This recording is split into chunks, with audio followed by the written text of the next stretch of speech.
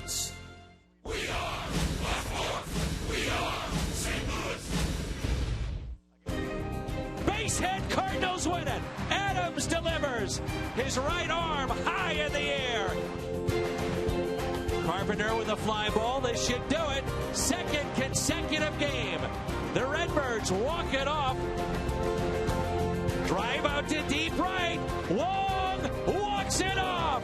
How do you like that? 3 consecutive games end in a walk-off, and what a way to sweep the Pirates.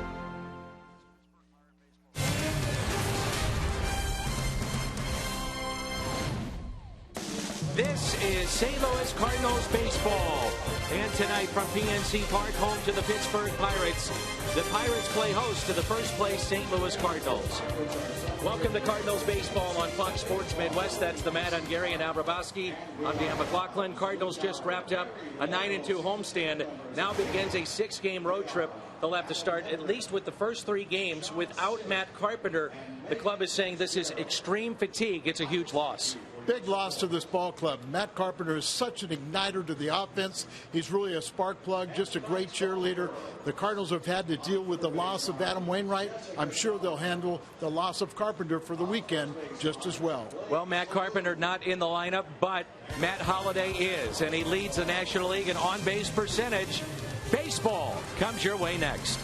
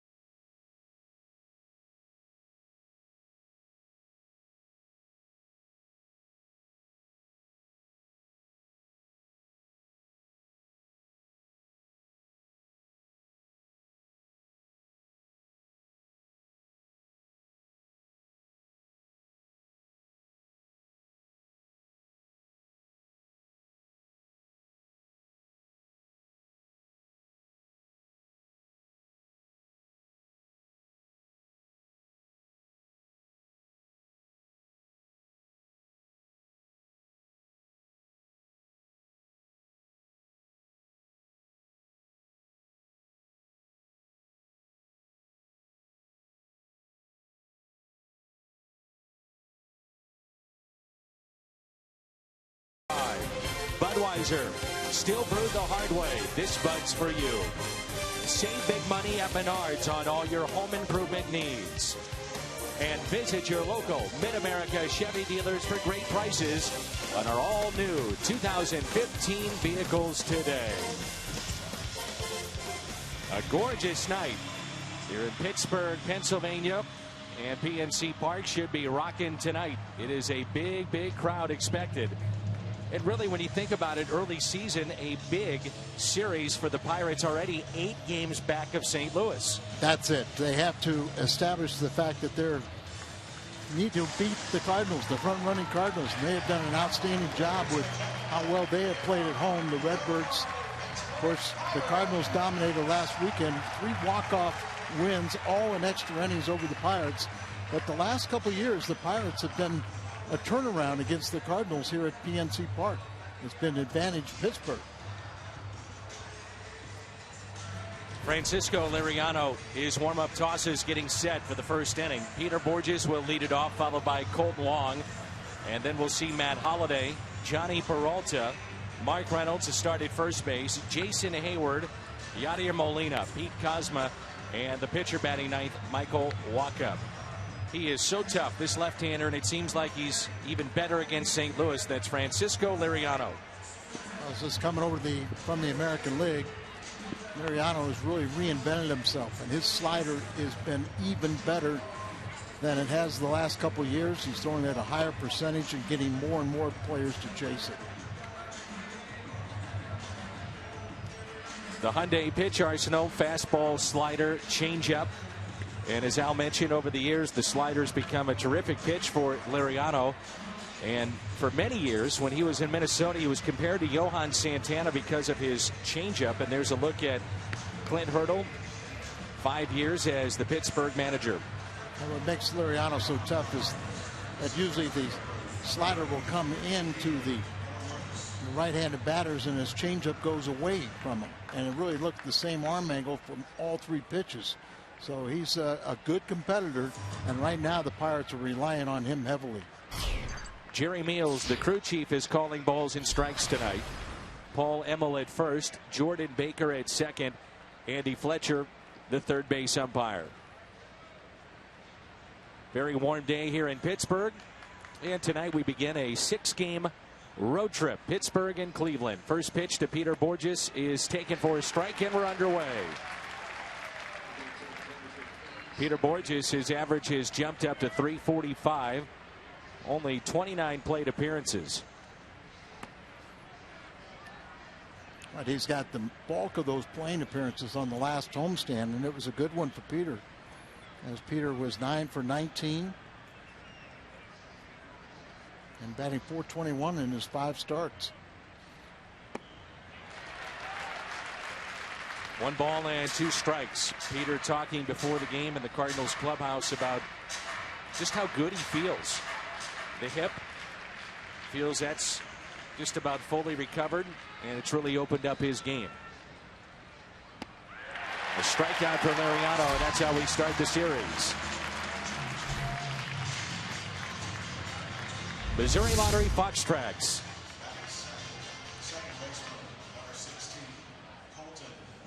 Pulls the string there a little bit, a little slide down and away to right-handed batter. We don't have all of our left-handed bats in the lineup today, but normally you would have 5 left-handers hitters of your 8.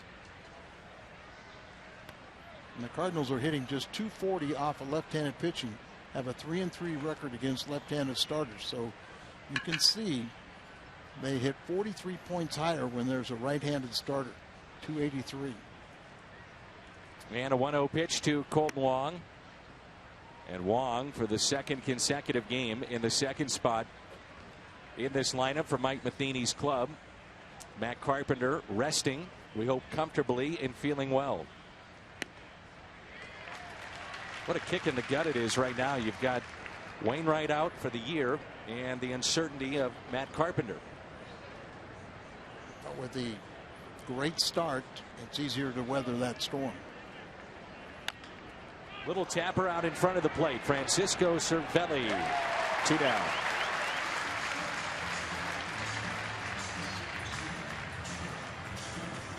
A look at the Pirates defense, and the trio in the outfield as fast, as talented as anybody in the game. Marte, McCutchen, and Polanco. Harrison is at third. Jordy Mercer at short. Walker, mainstay at second base. Alvarez shifting from third to first this year. Cervelli behind the plate. Dobbs Tire and Auto Center's defense.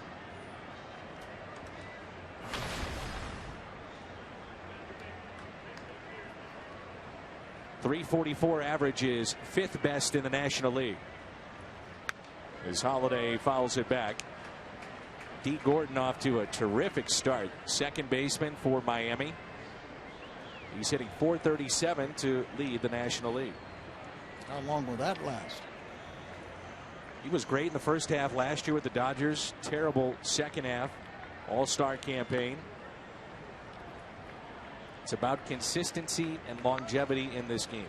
Oh, and I think it also, not a big man, so slight of built, and maybe he just wears down also. Here's a 1-1.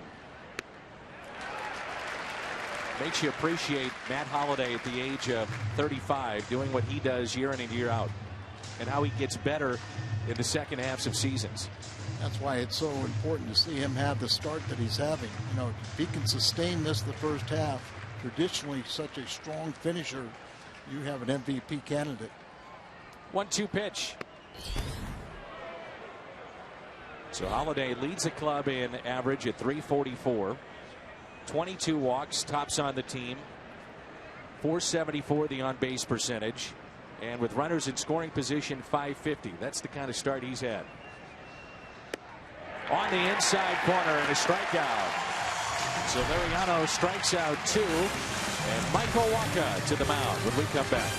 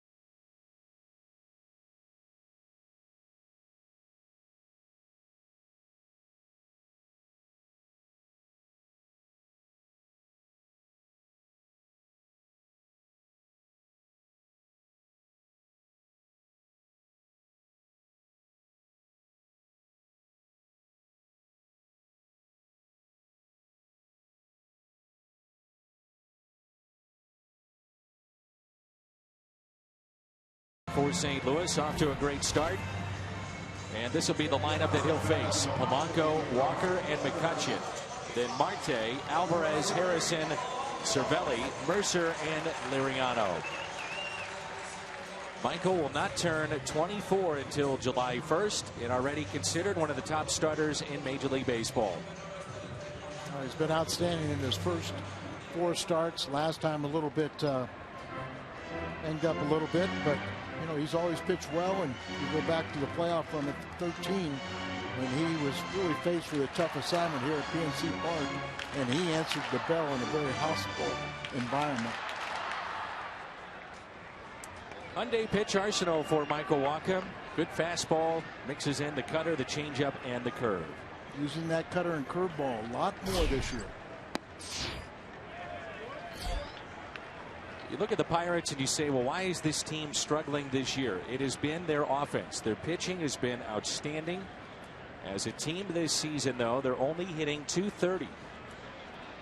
Last night, they snapped a 5-game losing skid. And in those losses, they stranded 54 runners. 54. Well, we saw a lot of that over the weekend. As they could get guys on, but couldn't get them to cross the plate in 3 great games. 3 games that could have gone either way, too. Could have been a sweep for Pittsburgh. Right. And, of course, a lot of it had to do with snapping that losing streak. Was all of a sudden Clint Hurdle saw McCutchen come alive. I mean, McCutchen and Harrison, 2 of their biggest offensive contributors a year ago. Need them to get going.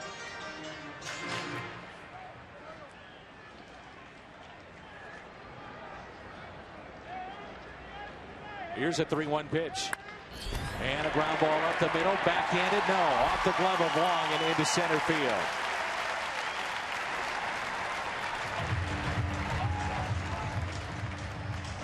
Walker fell behind the count. He did not want to walk him, made him hit his way on, and not a ground ball. It just found a hole up the middle. You don't want to walk people, and Michael Walker almost fielded that. So same thing for Colton Wong.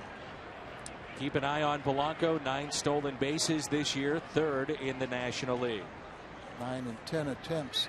You can see that picture there, our center field camera, a little bit foggy and some smoke out there. That's not from fireworks. That's from Sanguillen's barbecue. So that's why we have the haziness here early on of that barbecue. We don't miss a beat. Barbecue's good, but not the smoke. So Neil Walker, 2 hits, 2 walks last night, batting .280 overall.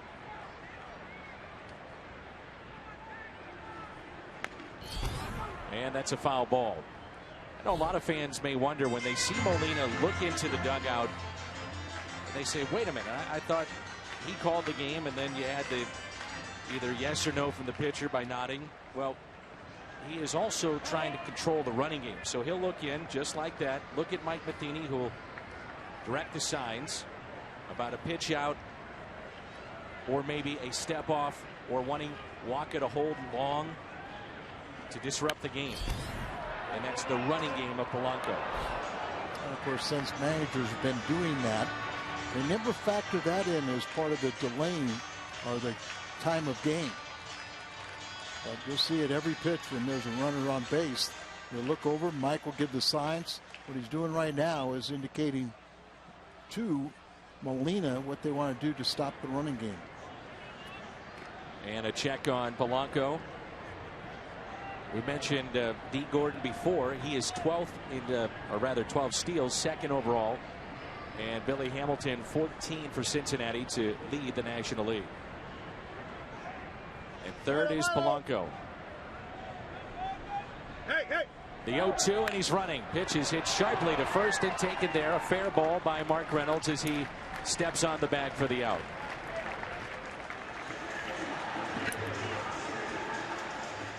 So we mentioned this team is hitting .230 overall. And they've had some that have been the main culprit, like Josh Harrison, who was an all-star last year, and Andrew McCutchen. McCutchen is above the 200 mark for the first time in 3 weeks. 3 hits last night pushed him over the Mendoza line. That was his first 3-hit game of the season. And a ground ball. Shift was on. Backhanded by Wong. Nifty play. Takes that on the shortstop side of the bag and retires Andrew McCutchen. Polanco from 2nd to 3rd. The St. Louis defense tonight: Holiday, Borges, and Hayward in the outfield. Cosma gets the start at 3rd base in place of Matt Carpenter. Then Peralta, Wong, and Reynolds, and Yadier Molina behind the plate. Presented by Dobbs Tire and Auto Centers. Defensive positioning of where with a runner on base has helped the Cardinals out on those last 2 ground balls. Reynolds wouldn't have caught that ball if he wasn't holding Polanco on at first, and Wong, trying to hold him close at second, was able to go on the other side of second base and field the ground ball from McCutchen. Starlin Marte, 18 RBIs in his last 19 games. 20 overall. That's 6th best in the National League. Tied with the Cardinals' Matt Carpenter. Runner at 3rd is Polanco.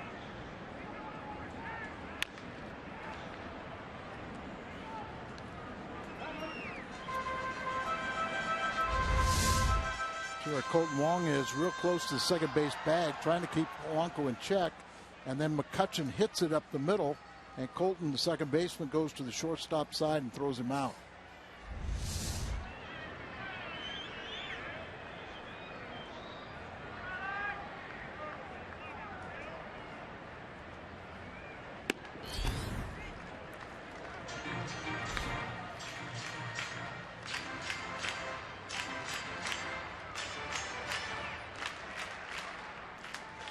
Walker with good control, but he's not going to make a mistake here, even though Alvarez is a Cardinal killer. He hasn't killed Walker yet.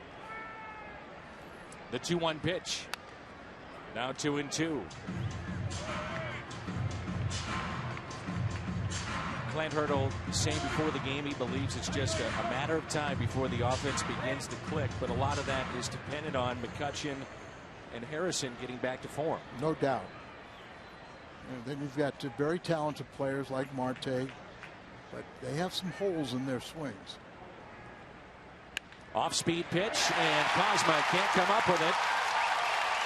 1-0 Pirates. Marte can fly on his way to second base.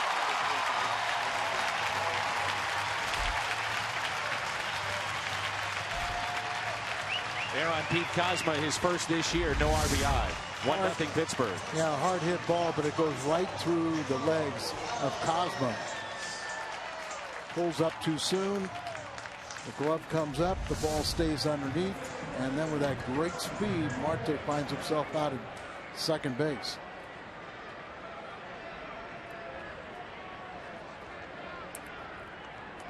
Here's Pedro Alvarez.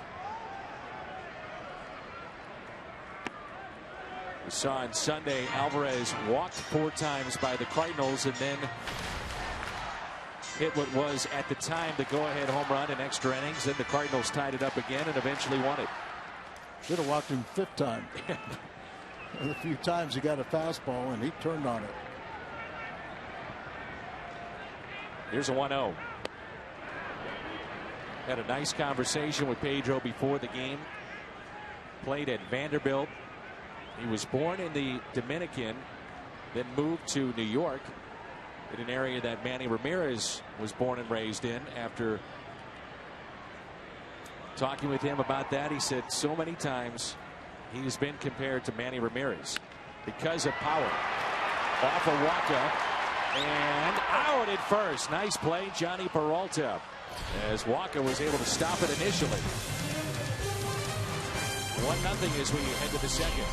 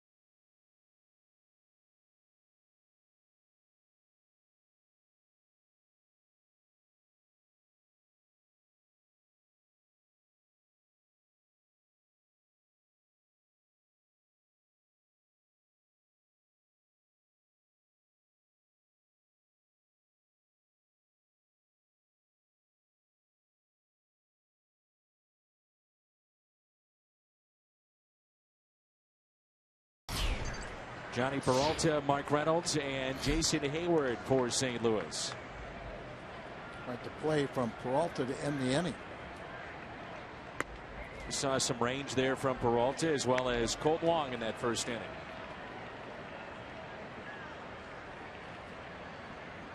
Maybe they want to play each other's position. This was a signing that really flew under the radar, but has been such a good signing for the Cardinals, and that's Johnny Peralta. I mean, people wonder why the Cardinals win year after year. And Peralta hits it a ton out to center. Make me look good, Johnny. Thank you. Hits it out to center field, and we're tied 1-1. That is a bomb to center, and one of the longest home runs we've seen in this ballpark. 1-1 with Peralta's 4th home run this year. Peralta set a Cardinal record by home runs by a shortstop of 21 last year. That's his number 4 this year, and one of the longest we've seen. Only the 3rd home run that Liriano has allowed, and we have a tie ball game. My goodness. Don't miss it. So Peralta in the cleanup spot, and he ties it up, and now it's Mark Reynolds. But you think about some of the signings that have gone under the radar. Peralta is one of them. Here's another one at the plate. The Cardinals needed to get better with their bench, looking for some pop, a guy that can play multiple positions. They go out and get Mark Reynolds, again under the radar, but it's paid dividends. Well, I'll take a stab and say, if anything, the Peralta signing outside of St. Louis was kind of bewildered a lot of people, but it made perfect sense, and Johnny had an outstanding season, and we're going to look back on his signing, as you're saying, a very, very good one. And you're right, the last few years the Cardinals had no threat off the bench until signing Mark Reynolds, and he basically is giving you what we've expected. He'll give you a threat off the bench. He's getting the home runs. He's had some big hits in that recent series, the homestand. 3-2. But I think with all the winning, it's like the national media and I think the national perspective of the Cardinals is, well, they're going to be there and it just happens. Well, you know, there's a lot of hard work that goes into it behind the scenes and a lot of smart moves. A 3-2 pitch and a strikeout of Reynolds. 3rd strikeout for Francisco Liriano. Johnny Peralta with his home run to center field. Here it is. This ball, as you said, one of the longest home runs we see. Just to the left, off the back of the batter's eye, to that deep part, to the left of the Pirates right there. And Johnny, he knew he got it. So did Liriano. Yeah. Watching his reaction there. You know. Yes, you do. And, you know, Dan, you also know sometimes when you get away with one that you shouldn't have. A shift on here for Jason Hayward. But I was thinking about this the other day. How has John Mozeliak not been the GM or executive of the year? With all the winning, the fact that you lose an Oscar Taveras, you fill it with a Jason Hayward, you bring in a Peralta, Tony La Russa leaves, you haven't missed a beat in terms of getting to postseason play. He's made so many right choices of the people that he's brought in. Say the same thing for Mike Matheny. He's been to the postseason all 3 years. And I think sometimes you get penalized because they say, well, you had a good club. But in order to keep that pace and going to League Championship Series, you got to tweak it here and there. And you also have to, hard work pays off with a lot of luck. And there's a walk to Jason Hayward. That's a move that's paid off recently for Mike Matheny, dropping down Hayward to the 6th spot in the lineup. And it just seems like better at bats and some of the pressure may be taken off his shoulders. Let's turn to Al Raboski's Toyota keys to the game. Well, the biggest thing with Liriano, he gets a lot of hitters to chase. So you have to be aware of that slider, make sure it stays in the strike zone. And then you got to kind of, weather the storm. You're going to miss Carpenter for the series. Hopefully we'll see him Tuesday in Cleveland. And I know that's an emotional downer, but you can't think that way. You got to take, everybody wants a speedy recovery for Carp, but you just got to challenge yourself to be better.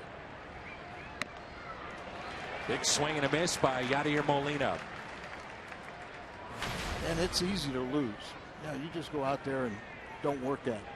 But when you have to win and win as much as the Cardinals, you have to work hard to do that, to get ready, to anticipate, to be ready for the challenges every day.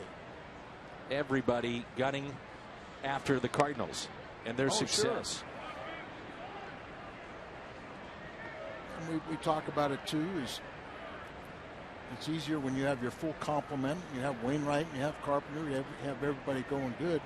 But you take the field feeling like, okay, we don't know how we're going to win this game, but we know we're going to win this game.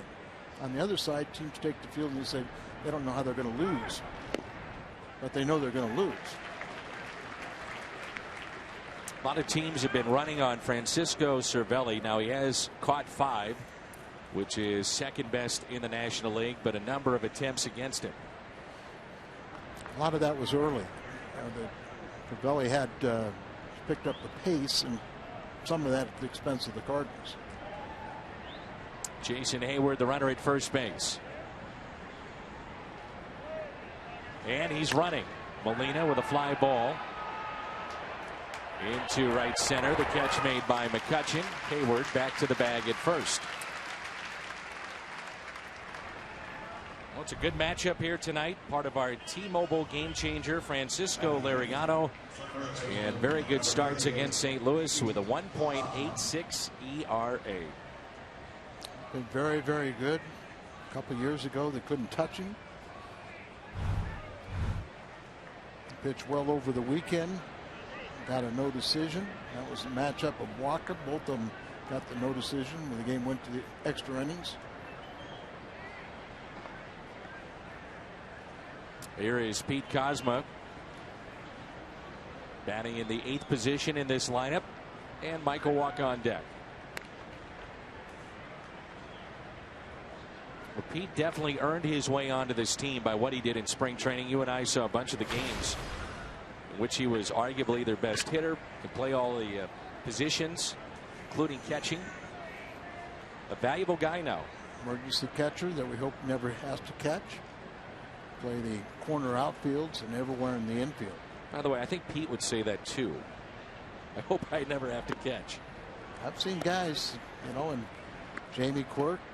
You think of Clint Hurdle, but a lot of guys that have stuck around for a bunch of years just having the label as being an emergency catcher and never have to get back there.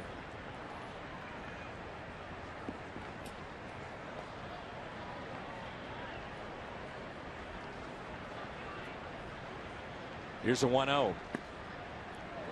1 ball and 1 strike.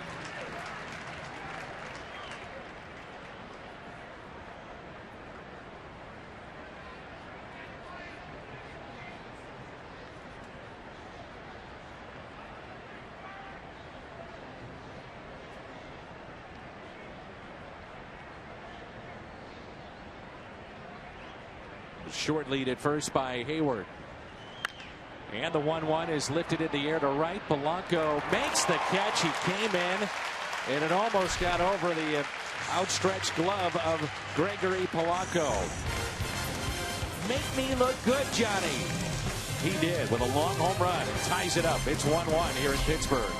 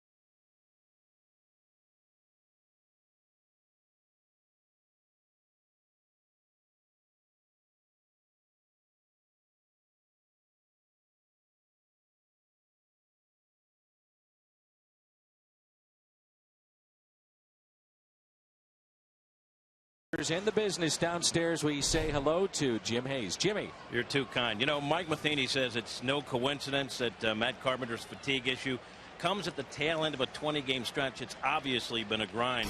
Matt Holliday told me one of the toughest things for professional athletes is to know when to keep pushing and when it's time to ease up. He said sometimes you can't know, but Matt says the Cardinals have enough good players who are playing well to get through it until Carpenter returns, hopefully in Cleveland. Dan, as you know, Holliday also one of those guys who puts in a lot of extra work on his conditioning.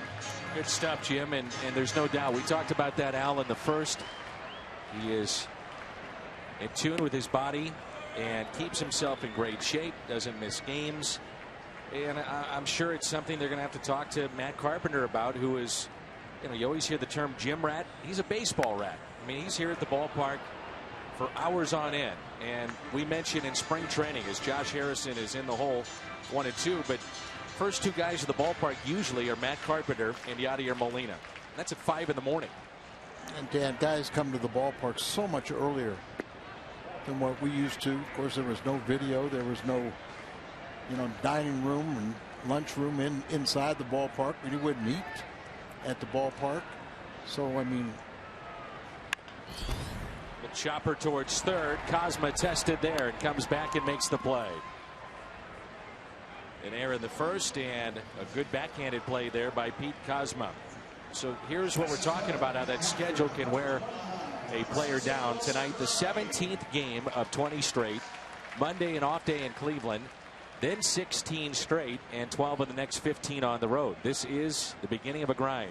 Yeah, I mean, everybody's talking about 20 games in 20 days, but you have one off day and now you got 16 more games. So you're getting one off day in 36 games. So you're going to have to.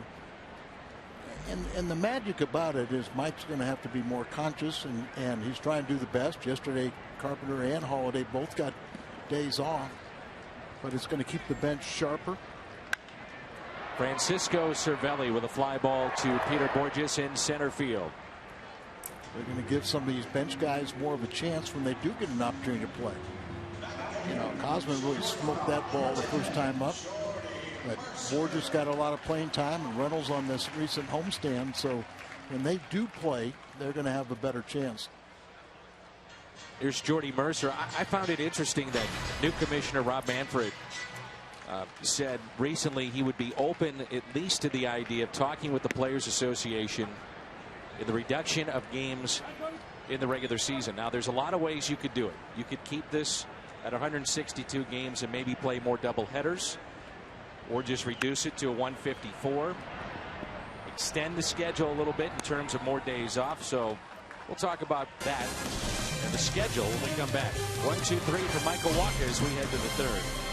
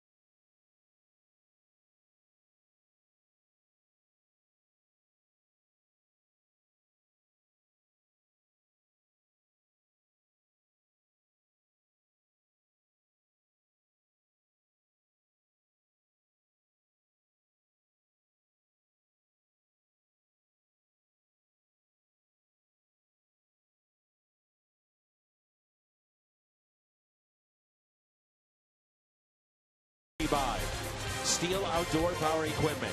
Find a servicing Steel dealer at steeldealers.com or search STIHL. And by Ford, the official cars and trucks of the St. Louis Cardinals. Beautiful night here in Pittsburgh. Very warm evening. Fans still filing in. Big crowd. Cardinals at 21-7. Pittsburgh at 13-15. It'll be Michael Wacha, Peter Borges, and Colton Wong.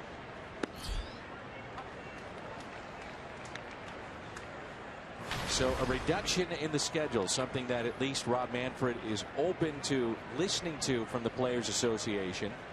Now, what you have to understand is that you reduce games, you also reduce money. Well, players are all for it until they hear that. And a lot of people, especially our younger viewers, don't remember when it was a 154 game schedule. I guess it was with expansion, and that started changing.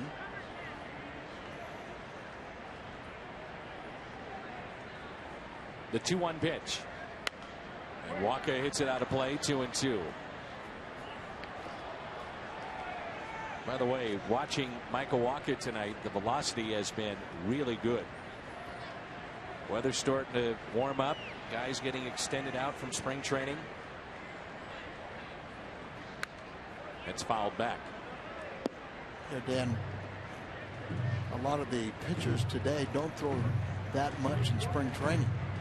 You know, I mean, I'm talking about innings and even starts. You know, they kind of get pushed back a bit.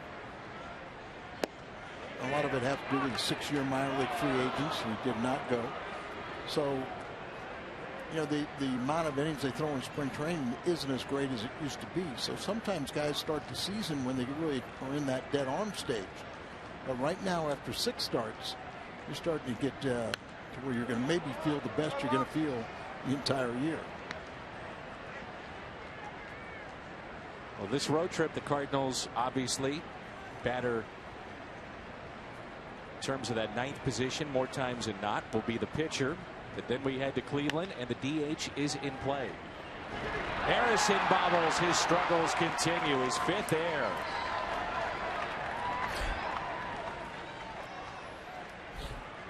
Such a magical season for Harrison last year. Remember, he was kind of the utility guy and ended up going on the All-Star team and just had a remarkable season.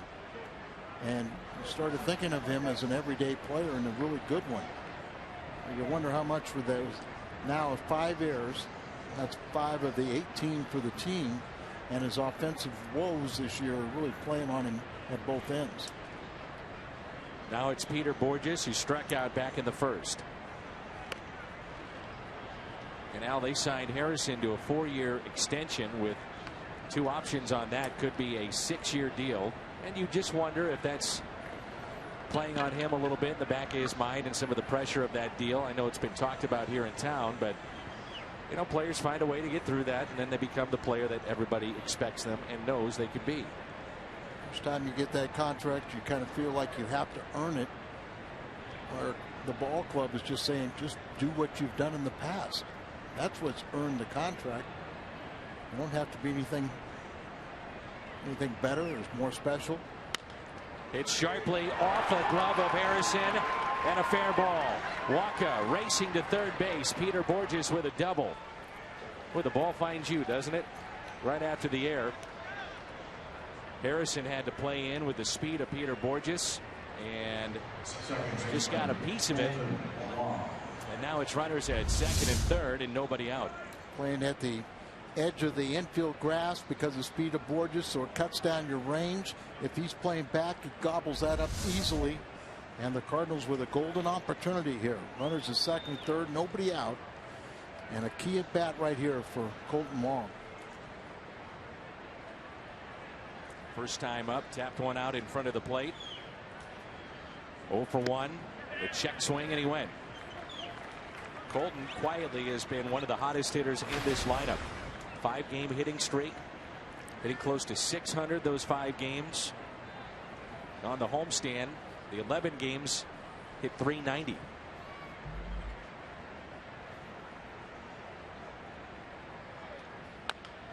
remember a big home run. So do the Pirates. I remember a couple of them. They remember. Walk-off last year, walk-off this year.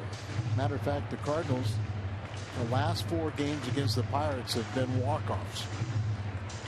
All 3 in St. Louis, but the last one was that the Colton Wong home run last season? Remember he had the back-to-back? That was in July with Adams, and then in September the Cardinals had a walk-off home run and a sweep. That's what it was, yeah. With a base hit up the middle.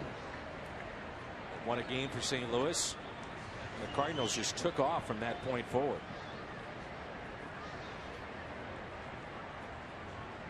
Here's a 1-2 pitch to Wong. Popped up. And the catch made by Neil Walker. Big out. Watch every out-of-market game live in HD. MLB.TV Premium, #1 live streaming sports service. Real-time highlights, live look-ins, pitch tracking widget, and more. Blackout and other restrictions may apply. Visit MLB.TV. 550 with runners in scoring position. That's the average for Holiday. Tops in the National League. As Colton Wong, Liriano went softer as he got in trouble.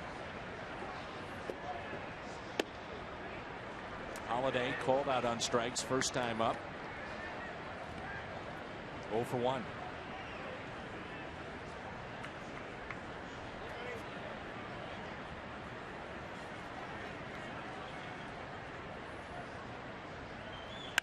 Holiday rips it into left center field. This ball is gone.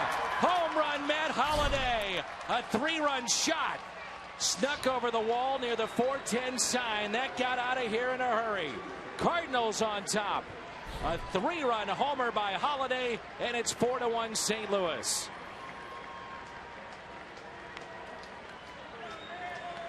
Liriano just really not having the command. He wants this ball away, and look where Cervelli goes over the middle of the plate. Middle. Remember, he's a low ball hitter, and he crushed that ball for a 3-run home run. That's how you respond to the absence of Carpenter. Strike to Peralta, who is homered. That truly is the deepest part of the ballpark. The edge of where the bullpen meets the stands. Right above that 410 sign. Right there.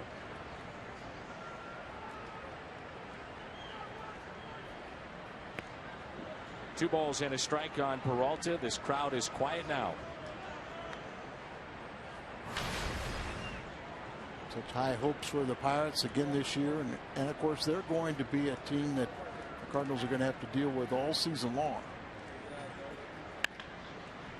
On the ground at third, and again misplayed by Harrison. Stays with it and gets the out.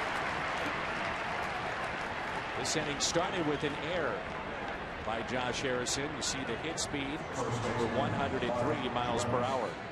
I always talk about when you play back on a ball and allow the ball, you know, you can, if you're aggressive and moving in on a ball, you can control the hop you get. But Harrison, right before that ball got to him, took a step back and then got the in-between hop and threw him off, but he did recover to get up and throw him out.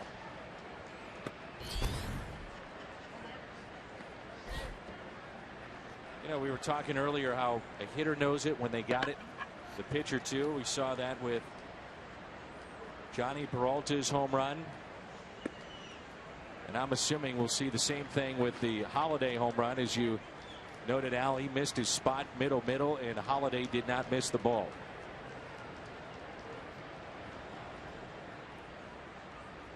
Here's a 2-0 pitch to Mike Reynolds. Liriano gloves, spins, throws, and Alvarez on the bag. Holiday, a 3-run homer, his second this year. 17 RBIs in 2015. Liriano, yep, he knew it. He knew it.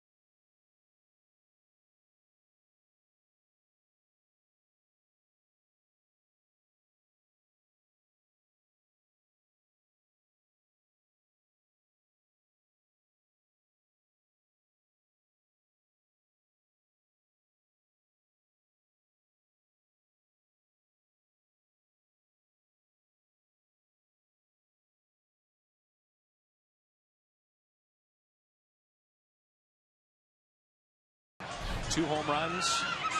RBIs 15, 16, and 17. And it's now a 4-1 St. Louis lead. Dan, so important to win this first game of the series against, Cole is probably their ace right now, but Liriano is kind of the guy that leads them. So if you can beat him, a guy that's had good success against the Cardinals, it really sets the tone for the entire weekend.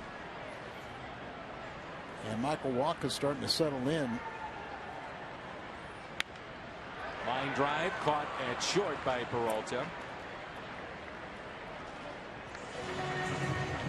Why are the Cardinals off to this great start? One of the main reasons, they're pitching. Pitching is the BJC Healthcare difference maker, lowest team ERAs this year. And the majority of the teams on this list are teams that are in the tops of their divisions. Right. If you pitch well, you can allow your offense to kind of catch up a little bit. You see the Pirates have pitched so well, but their offense is sluggish. And Derek Lilliquist deserves an awful lot of credit. Not missed a beat with his pitching staff. Blaine Ilsley in the bullpen's got those guys throwing at a terrific rate.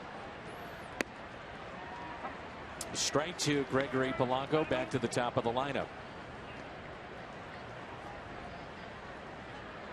It was a sign of things to come back in 2013 in the playoffs when Michael Wacha beat Pittsburgh in an elimination game here at PNC Park. And it's still historic. His first 21 postseason innings, he gave up 1 run, 8 hits. He was 22 at the time. Won his first 4 decisions that postseason. And a ground ball that's hit to second base. Colton Wong, 2 down. Fox Sports Midwest is joining with Cardinals Care to benefit reviving baseball in the inner cities. You can help too by golfing in the Ted Savage RBI Golf Classic on June 9th. Cardinals alumni will join with golfers on the course, and foursomes are available, but going very quickly. Details at cardinals.com/RBI Golf. Ted takes great pride in the RBI program. That pitch taken high by Neil Walker.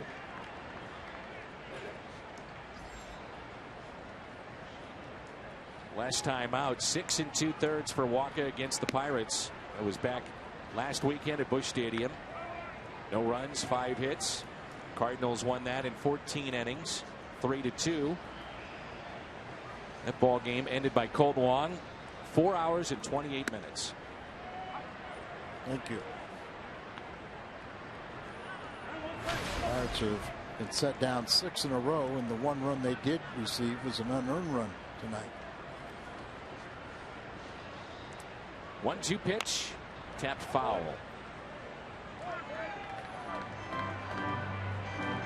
You wonder if the Cardinals have changed their mindset going into this season with the innings for Michael Wacha, Carlos Martinez, with the loss of Adam Wainwright. You know, the idea was, hey, we'd like to curtail them if we can. There's the changeup and Walker out in front. And to me, that's going to be one of the biggest challenges for Mike Matheny and Derek Lilliquist, because you have young pitchers like Wacha and Martinez. Change up right off the plate, gets them expanded, hits it off the end of the bat. You don't want to get their innings pitch total way up, so they were trying to bank some innings. But we played so many close games, you're having to use your bullpen almost an average of 5 pitchers per game.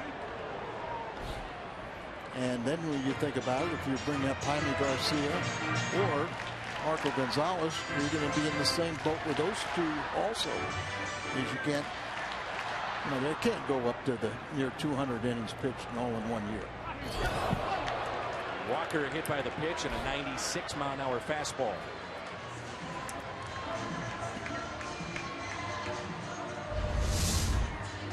Set up inside. If you're going to miss, you miss inside. Behind the knee of his right leg. Brings in Andrew McCutchen, a 4-time All-Star, MVP, 3-time Silver Slugger. And now what's talked about most, his haircut. Had not had a haircut for 8 years. A new look for 2015. 2 outs and Walker the runner at first base. See, he's never hit 300, never been an MVP without the hit. All went south for Sampson, didn't it? Well, it's only 2 months for Andrew, so he's got time. He donated the hair and even auctioned some off for Pirates charities. 2-0 the count. 2-0, and now you got to get Walker right back in. Don't let things get away from you. McCutcheon also a couple days ago put all the blame for the rough start for the Pirates on himself. He said, I'm getting paid the money. I need to start delivering. I'm not. I think managers appreciate guys when they are sincere. But it is a team game with a heavy emphasis on individual play. The 2-0. 3-0. The start against the Phillies for Michael Walker. He was cruising. At one point he had 17 straight strikes. And then the wheels came off in the 5th. Remember, he had a couple of walks, couldn't find the strike zone. He hit a man. But he has all the makeup of being an ace. His mindset is way beyond his age. It's amazing. 3-1 the count. You can tell he has fun out there on the mound. 3-2. Strikeouts have been down a little bit this year, but so what? 4-0, 1.93 ERA at the start of play. Well, Dan, remember the one game he had where when he strike out 9 guys in the first 3 innings or something like that, 4 innings, and you lost that game. After a while, you learn that strikeouts are important at certain points in the game, but they will keep you from going deep into contests. Walker's ERA 4th best right now in the league. Zach Greinke at 1.56. Walker 1.93. AJ Burnett is 3rd. Shelby Miller, the former Cardinal, 1.66.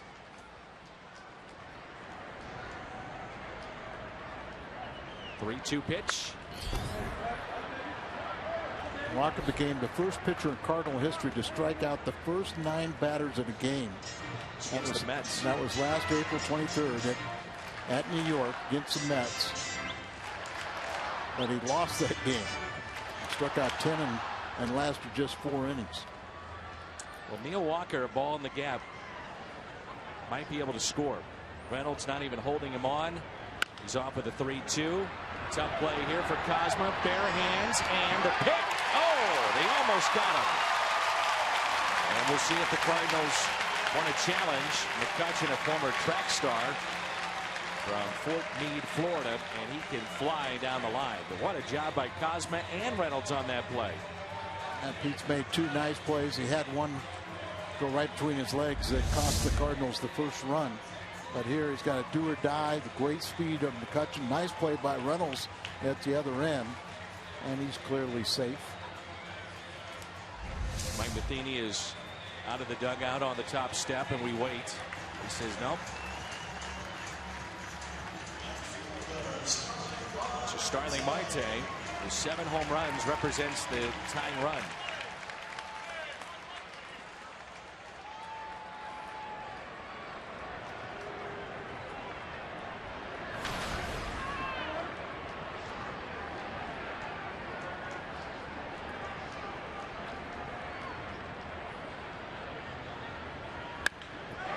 Base hit out to left. Holiday will hit the cutoff. No, he'll let it go through. That's Cosma. Walker scores, and it's 4-2. RBI number 21 for Starling Marte. Marte hit the one that went through Cosma's legs that drove in the first run of the game. Here he elevated the ball. You mentioned that Holiday You wonder you're going to cut it off. But Holiday does do. She charges the ball here, and it keeps it low enough to where McCutchen thinks that Cosmo's going to cut it off, and so no further advancement. The only outfield arm that really has a chance to throw anybody out is going to be Hayward. So teams will run on left and center. This would be interesting. Normally you'd have a shift on for Pedro Alvarez, but the speed of McCutchen will keep Cosmo, you would think, closer to the bag at third than normal. It's still a lane to that left side, but not nearly as pronounced with the shift as we see with nobody on. Good point, Dan. Sometimes they put such a shift on, the runner can almost beat the third baseman there.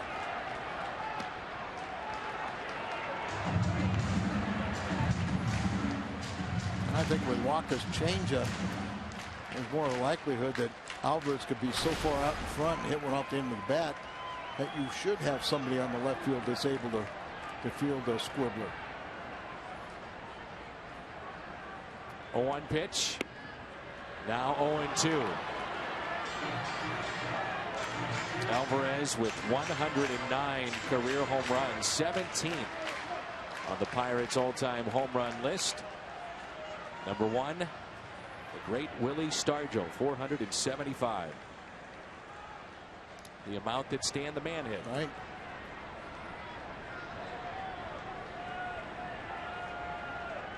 I contributed a couple. Now, you weren't the only one.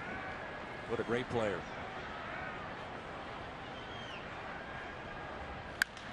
Alvarez hits it out of play. You know, power just seems to be gone in the game today. There are you just don't see the true power hitters, and Alvarez is one of those guys. Makes no sense to me. You know, with the weight training guys had, you know, it used to be the common denominator against power hitters was the strong wrist and forearms.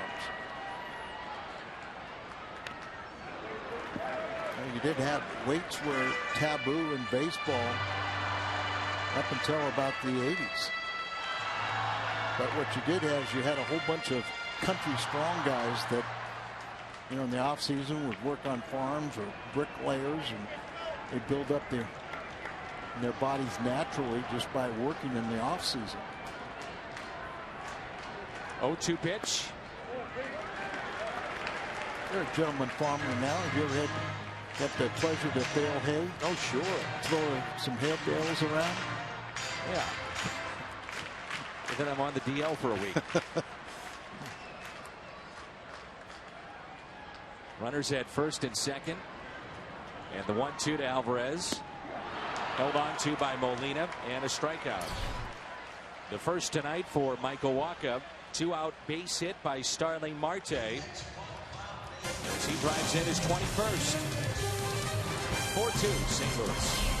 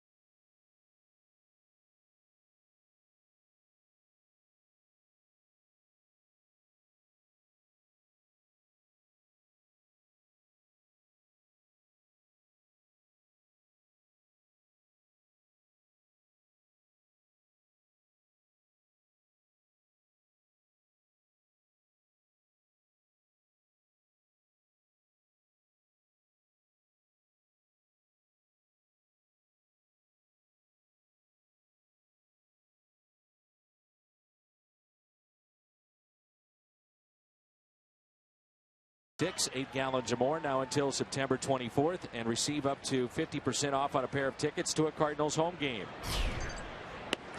That's Cardinals.com/Phillips66, and we're underway here in the top of the 4th. And the batter is Jason Hayward. 0-2.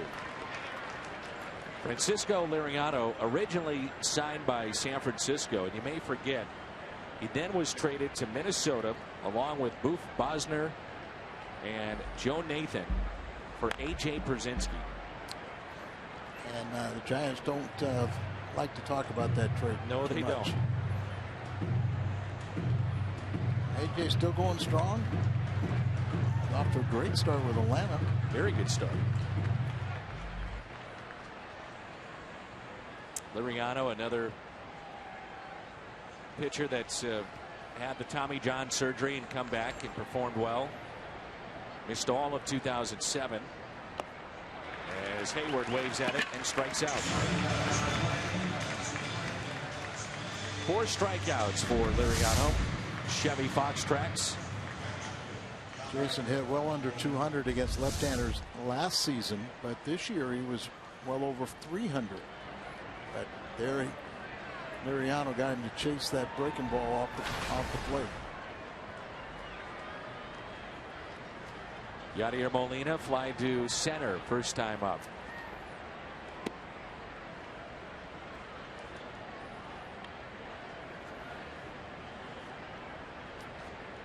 See Molina in this ballpark, I believe one of his first games ever, if not his debut, is here in Pittsburgh, and Ty Wigginton trucked him. Yes. Also a few years ago, Josh Harrison did the same thing. I don't know if that was his first start or not, but everyone took notice and said this kid's going to be okay. That's the way he handled that.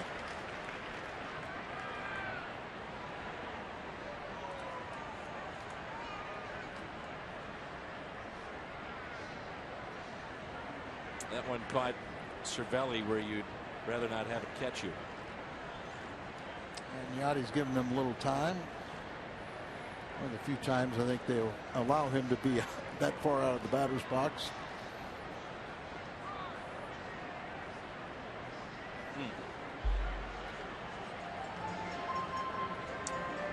And Francisco, as Yachty walks in, says, "Thanks."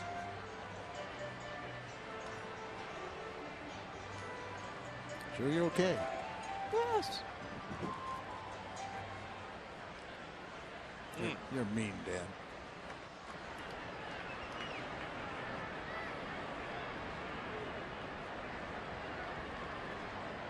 All right, he says he's okay, and it's 2 balls and 1 strike. Molina to Liriano. 2 down.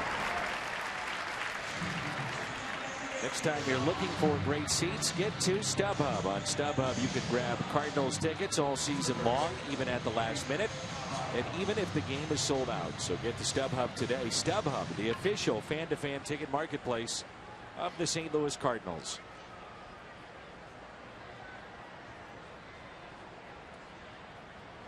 So after the 3-run homer, 3 groundouts and a strikeout for Liriano. There's Pete Cosmo in line to right field, and Polanco nearly overran the ball. Strike 1. Polanco was shocked that that ball took off. Hit it as far as he did, but Pete led the team in batting average in spring training. And as you said, played all over the field, earned the right to. Oh, come on. That one catches Cervelli too.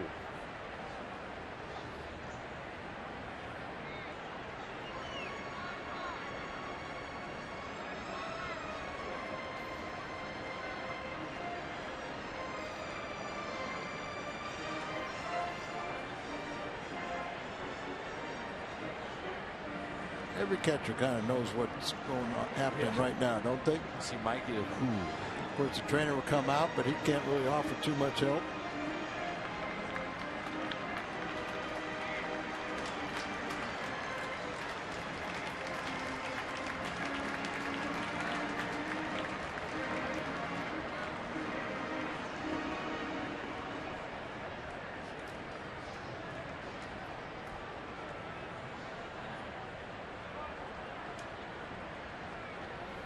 I think he's asking Jerry Meals, you want to get in front of me? Why don't you protect me for a while? He says he's ready. 0-2 the count. With 2 outs and nobody on. The next two, Cosma. And a strikeout for Liriano, 2 in the inning, 5 so far through 4. Cardinals on top, Waka back to work. It's 4-2.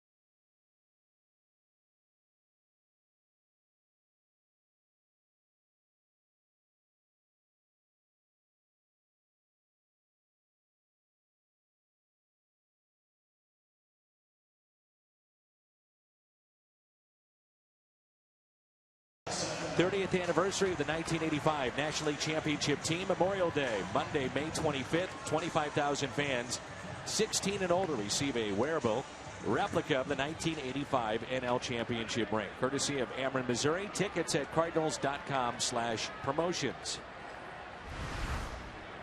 Dallas Keuchel, Zach Greinke, Sonny Gray, King Felix, and Michael Wacha.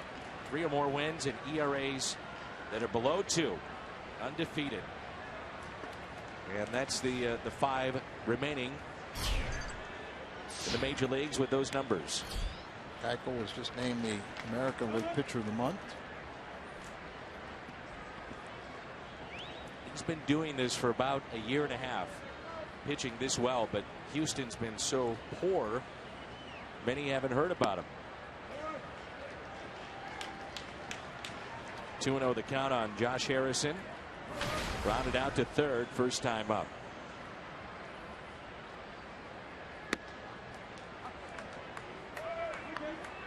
First at bat seemed like he was guessing, was off a little bit with his timing, way behind some of the fastballs delivered by Wacha. Fly to right, there's Hayward diving, and he makes the catch. The 2-time Gold Glover comes up with a fine play in right field. A perfect time then to check in with Jim Hayes. Has more on Jason Hayward. Jimmy. You know, Dan, Jason has been making contributions with his defense, as we just saw, and base running. Now he's doing it with his offense. He hit .333 during the Cards homestand with an on-base percentage of .436, scored 9 runs in the Cubs series, and coming into tonight was hitting .370 in the number 6 spot. He told me it doesn't matter where he hits in the order, it's always the same approach. He says the key for him, laying off pitches out of the strike zone. He's doing that. And Dan, as Jason put it, he feels like he has it going in the right direction. That's good to see. Here's Francisco Cervelli with a tough half inning. And that's it out of play. Go back to Jason Hayward moments ago. A nice play here. Coming off the bat of a right-handed hitter is going to slice away from him. So makes that nice play.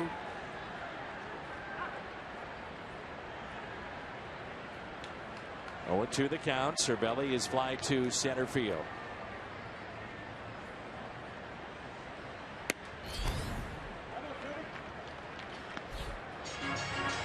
I thought Jason Hayward's aggressiveness on the base paths, and back-to-back games against the Cubs helped solidify those wins. I'm not sure the Cardinals win a couple of those games without him taking third.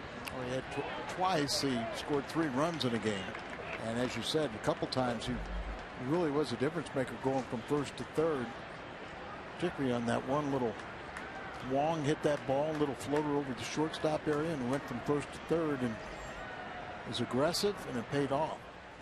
Here's a 2-2. Hit out of play.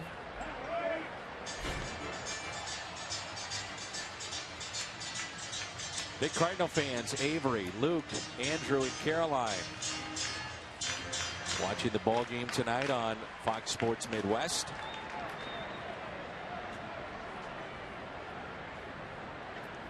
Two-two pitch. Breaking ball lifted down the right field line and out of play.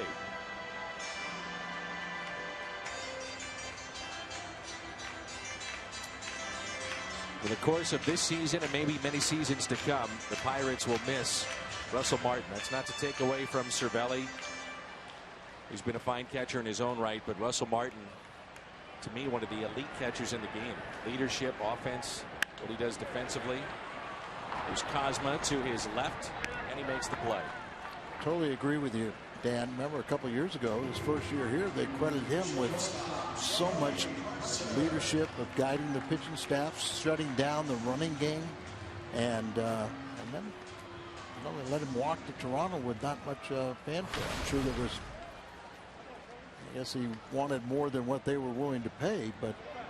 Well, you talked about it, Al. I mean, how hard it is to win and consistently win, or to change a culture of losing, and it seems like Russell Martin coming over from the Yankees certainly did that. Yeah, and they were the ones that were giving him a lot of credit for changing that culture.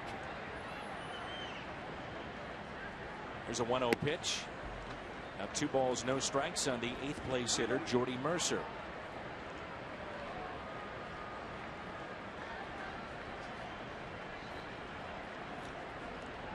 The 2-0. A long one into left field. Holiday back at the wall with room, and he's got it. Inning started with a great catch by Jason Hayward in right. One of the elite defenders in all of baseball. We head to the 5th.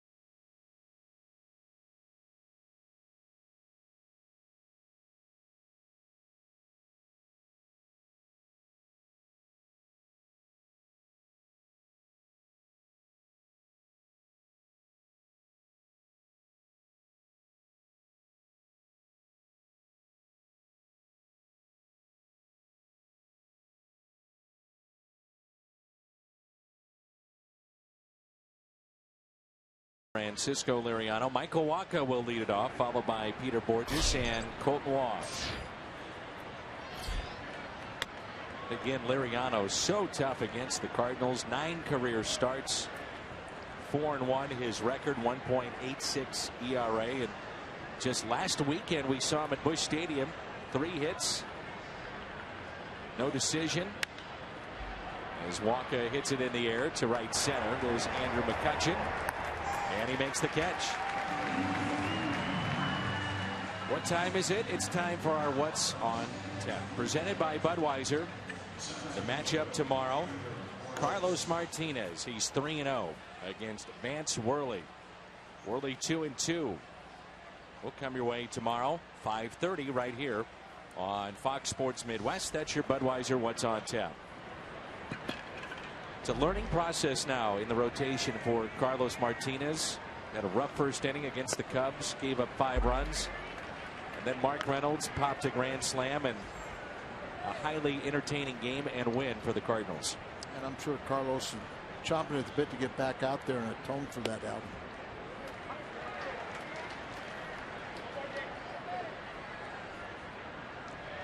Oh, 2 on Borges.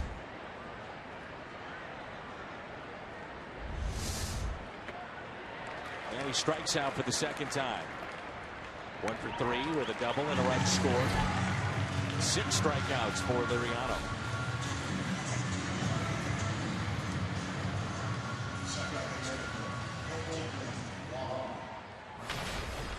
A lot of times Liriano is on. You don't see him go much past 6 innings. And the Pirates have had some trouble in their middle relief this year. And the sooner you can get into their bullpen, the better you are.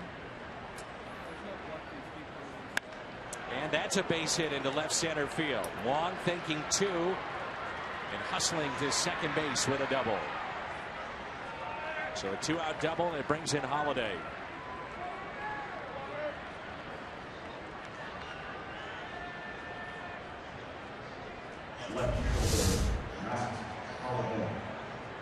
I'll elevate a little bit. It's on the outer part of the plate. Good job by Colton to go that way.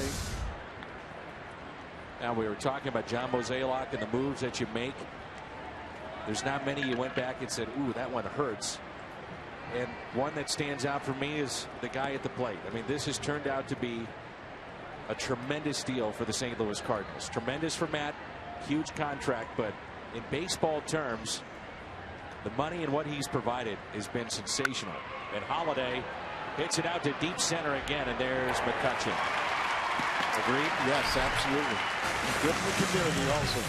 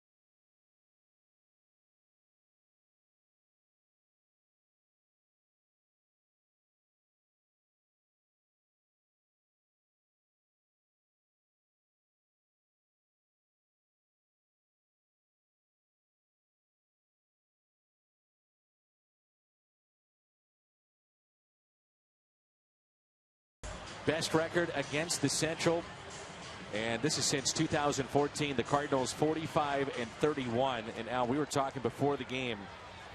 You know, it's not stating the obvious too much, but it gets overlooked what you do inside your division, and the Cardinals off to a great start. Yeah, it's very difficult to win your division if you don't win the head-to-head matchups. It's like a 2-for-1. Right, and once again the Cardinals with their 21-7 starters, 16-5 in the Central Division. Pittsburgh is 4 games under 500 in the Central Division. So you're right there in the driver's seat if you just keep on winning the games against your divisional foes. Mariano takes a ball low, 1-2. Gregory Polanco on deck, and then Neil Walker.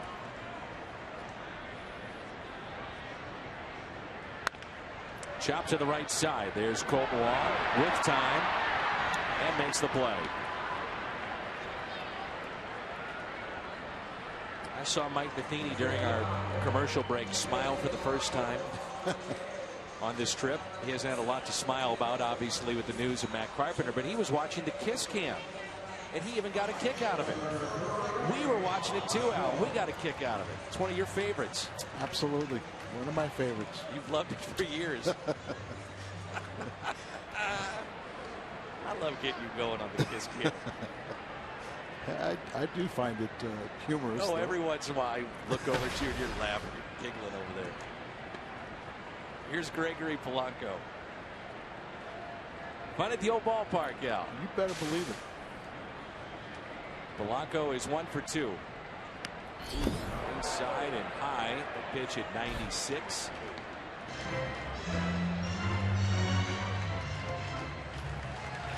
Future professor enjoying some ice cream.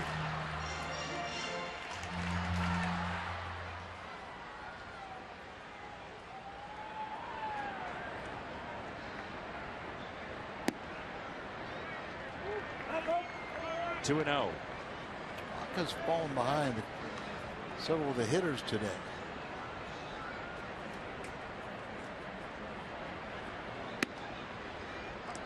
Couldn't say that yesterday with John Lackey. Boy, how good was he? He was awfully good. 7 2/3 innings when you needed a deep outing by a starter. Hit the other way and out of play. They had to use 3 relievers. And tonight a very short bench without Carpenter, so he's not on the disabled list because you hope to have him back Tuesday in Cleveland. But Tony Cruz is your backup, and you have Adams and John Jay. And Grichuk went out on a rehab. This is popped up. Cosma and Molina over out of Rome. And you would think that with Grichuk, and they were talking that he may not need to go on a rehab assignment. What he'll do is go to extended spring, and he can go down on those fields down there with the extended spring and get a ton of at bats, or just hop the fence and play in the Florida State League with the Jupiter Ball Club. But he could be back as early as Tuesday. Give you more depth. 2-2 is hit to short. There's Johnny Peralta. Boy, Polanco gets down the line, doesn't he? Made that close. I'd like to see that routine out in the infield, but maybe it's not routine if you hustle and a fielder's not really anticipating that. So never embarrass yourself when you hustle down the line. Pretty steady out there at shortstop. Not great range, but the Cardinals have put him in good positions. The analytics department has looked at the trends. He's done a nice job. Well, remember, a lot of people thought that his range was below average. Cardinals felt he was better defensively than that, and I think he's been better than advertised. He makes all the steady plays, and on occasion will make the spectacular. That's all they ask. Just make the routine plays. And obviously his bat has been nothing but a plus. And a good guy in the clubhouse. Good guy to his teammates. Very popular.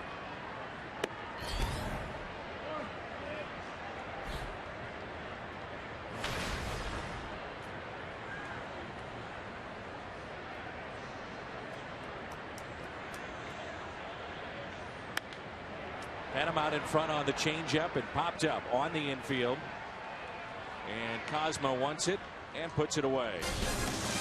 Michael Wacha goes 1, 2, 3. We head to the 6th.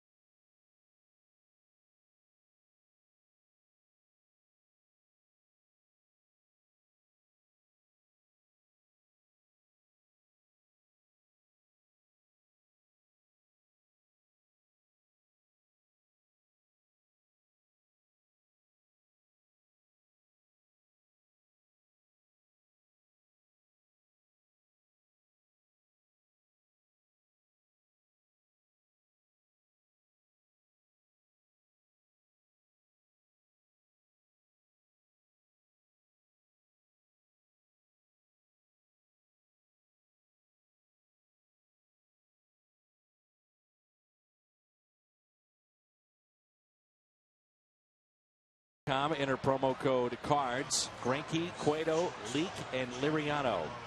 Liriano in action tonight, obviously, here at PNC Park. Those are the DraftKings players to watch. So here we are in the 6th inning, and the Cardinals lead 4-2. Peralta, Reynolds, and Hayward. I've seen enough of Liriano. Is that okay? I hear you.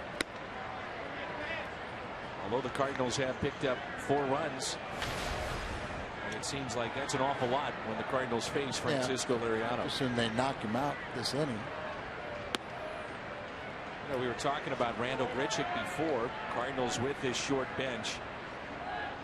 More than likely, you're looking at least at a minimum a week for him to go out, get his timing back, make sure that he feels physically fit and ready to go. Yeah, that's probably really fair to Randall, you know, to give him that time with all the time he missed.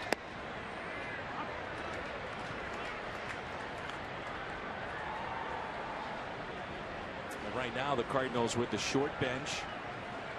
Cruz, Adams, Jay available tonight. They've carried the extra reliever. You carry an extra reliever because you have the 20 out of 20 games in 20 days, but you'll have an off day and then you play 16 straight days. So Mike likes to use his relievers too. 7 strikeouts for Liriano. Chevy Foxtracks will take a look at the last delivery. The pitch to Peralta. On the corners. Yeah, you'll chase balls off the corners, but then he can also pitch and try and keep that ball in an area where even if you do hit it, you don't do much damage with it. Harrison is on the line at third. Defense has shifted towards the left side with Mark Reynolds at the plate. Reynolds has struck out and also grounded back to Liriano, who was the comeback player of the year in 2013. That season he was 16-8. Last year under 500, went 7-10, and then came back to Pittsburgh as he signed a 3-year extension in the offseason. 16-8 season was the year that the Cardinals couldn't touch it. Here's a 1-1.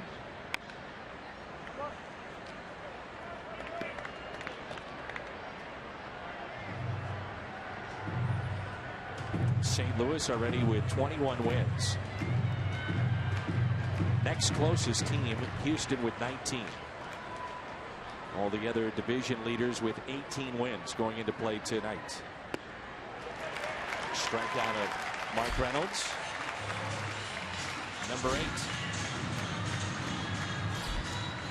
Reynolds is 1 for 18 against Liriano. That one hit was a home run. Anytime I hear 1 for 18 or 1 for 12 with Reynolds or 1 for 15, I just guess the one is a home run. A lot of strikeouts and a home run. Here's Jason Hayward, who has walked and struck out. The shift is put on for him. This is probably the most pronounced shift against Hayward we've seen this year, who easily could drop down a bunt. To me, it's kind of interesting because they're going to work away from him. They're going to, first 2 pitches are on the outer part of the slider, expecting him to pull off it. Now, if you were putting this shift on, you would think to be throwing, something hard on the inner part of the plate.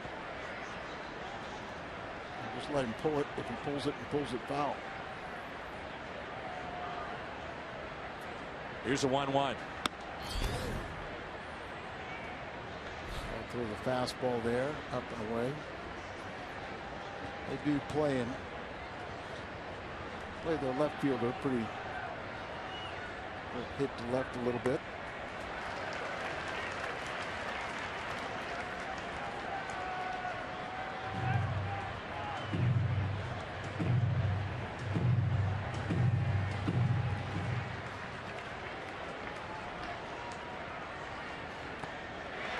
Strikeout of Hayward.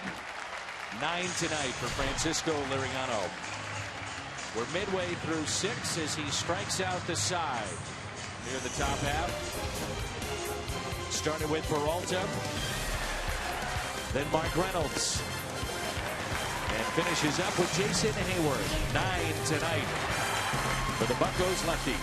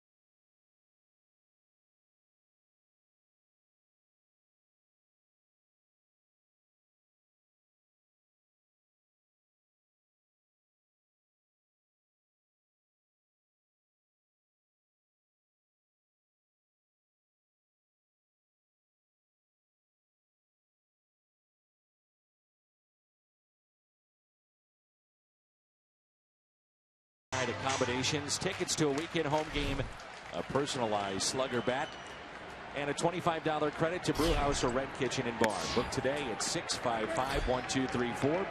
Visit stlouisarch.hyatt.com. Big inning here for Michael Wacha. 3, 4, and 5. Beginning with McCutchen.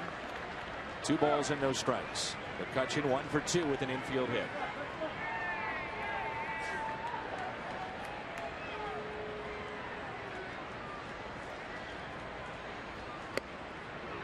Pittsburgh with just 3 hits. They had 11 last night. First time since Saturday that they had strung together 3 hits in an inning. How about that? And their offense has been struggling, trying to find that consistency. In the air out to left center field. Borges is on the move, and he won't get there. McCutchen digging for second, on his way to third, and stops there at second base. Thought about it.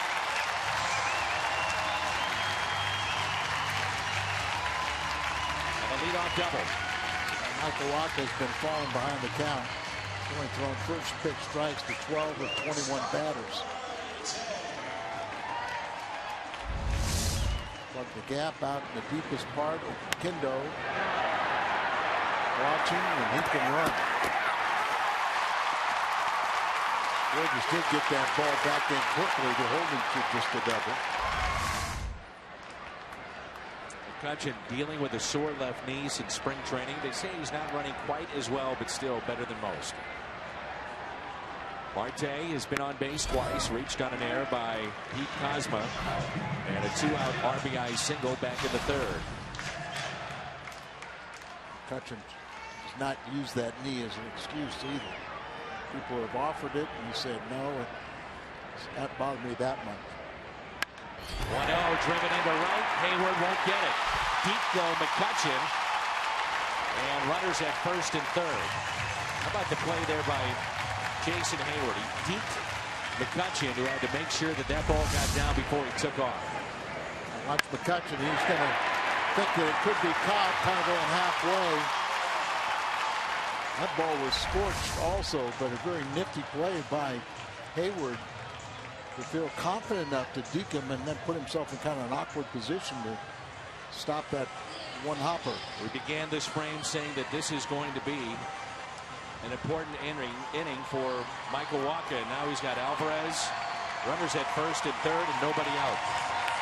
Well, he's been able to handle 5, 6, 7, 8, and 9 in the order.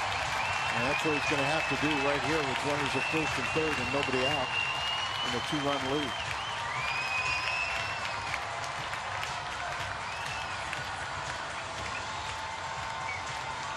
First 4 in the order have done all the damage.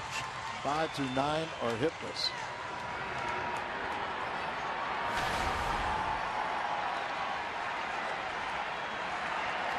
Marcus made it tough on himself, pitching behind the count. Alvarez 0 for 2 with a strikeout tonight.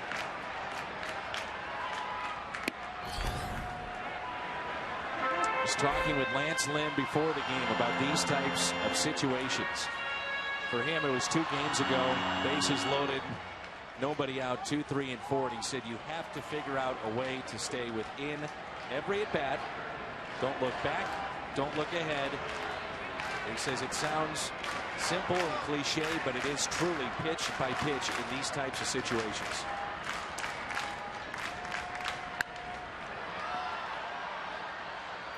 And sometimes for a guy like Lance Lynn, he kind of reverts back to those early in his career when he was a reliever and kind of saying, okay, how am I going to get out of this jam? But you got to do it the simple way of not looking too far ahead. Just deal with who you're pitching to right now and don't get too far ahead even in that at bat. 0-2. And here it comes instead of check on the runner. And I said, where's that come from for you, Lance? And he said, 2 guys that really took me under their wing and helped me along. One was Chris Carpenter and also Adam Wainwright. He said you can also learn a lot from Adam just watching how he would go about his business. And I'm sure he's watching in Georgia and hopefully resting comfortably. 0-2 pitch. I thought what Wainwright did in his press conference was exactly what this club needed at that time. He said, look, I'm going to come out here. I'm going to beat this thing. I'm coming back next year. There was no woe is me. No. You know, and it kind of woke people up, I felt. And I think he also said, hey, I'm going to be part of this ball club. I'm going to be cheerleading for him. We're going to win. And that's the best compliment that his teammates can do for Adam.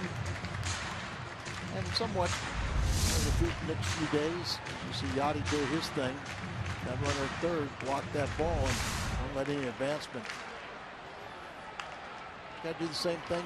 You can't feel sorry for yourself with Carpenter out for the weekend.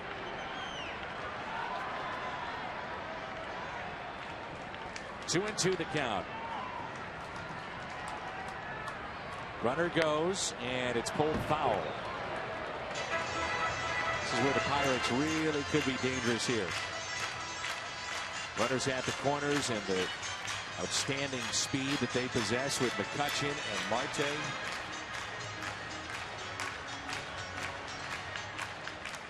I watched that press conference and I came away ready to run through a wall listening to Adam Wainwright. And it was just, I felt a wake-up call for everyone around the organization. You know, life moves on, but he'll be back. It was perfect. Back to Walker. Out at second. Throw to the plate. How about a double play? Tag is there. No. Ball scoots out of the glove of Molina. And a run does score to make it 4-3.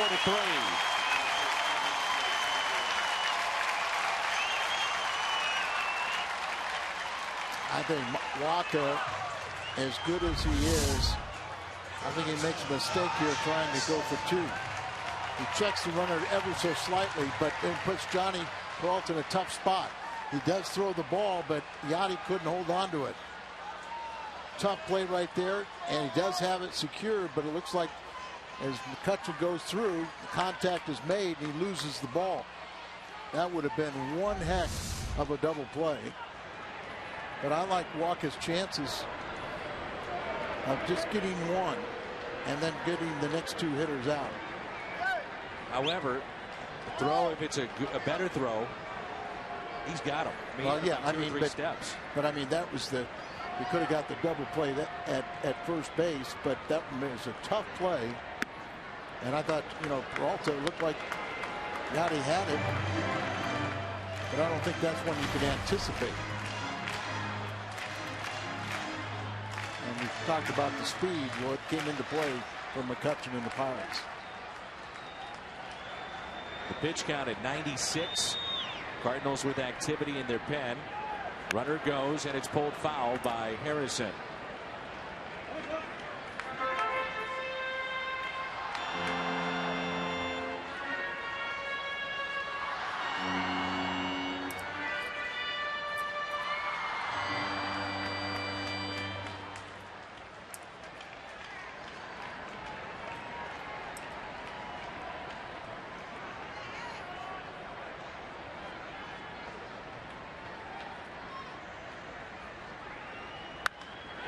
To center, and a catch made by Borges. Right now, Harrison can't buy a hit. That thing was smoked. Hit like the pros and Cardinals slugger Matt Adams, May 17th. Kids 15 and younger entering with a ticket receive a bat courtesy of Rawlings. That day, kids will also receive a voucher valid for a ticket to an upcoming home game. So get your tickets May 17th, cardinals.com/promotions.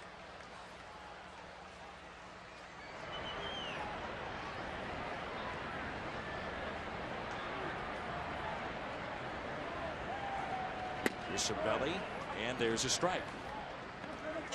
Two of the top starters in the National League have only allowed 9 hits combined in this game and 7 runs.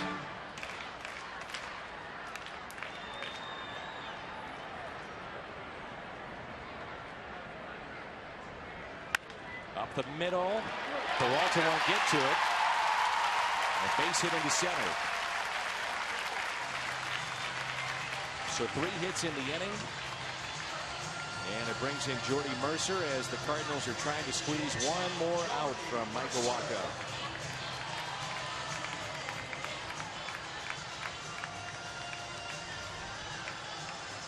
Riding the ship at home since 2001.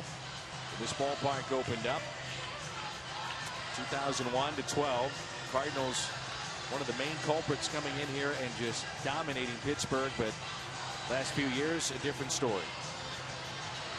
A much better team that under the guidance of Glenn Hurdle, pitching better. You know, speed and defense is part of why the pitching is much better. 20 losing seasons to get to the team they have now, though.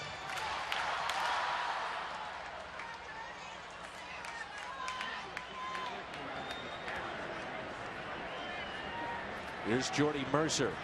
The pinch hitter has moved to the on-deck circle. It'll be interesting. You got to that point where you could walk Jordy Mercer and then force the hand if you wanted to Clint Hurdle. Now we don't have to worry about that here in this particular spot. They've already shown they'll go with a pinch hitter coming up. Lombardozzi, who just was recalled from AAA, is on deck to pinch hit if the inning gets extended.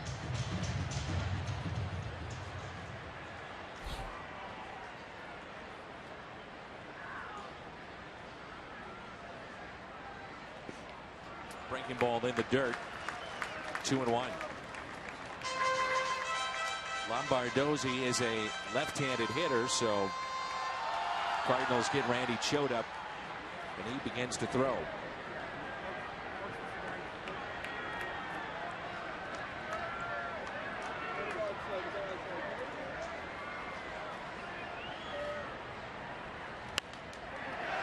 Popped up. Molina throws the mask, and he makes the catch. Pirates strand 2. They pick up a run.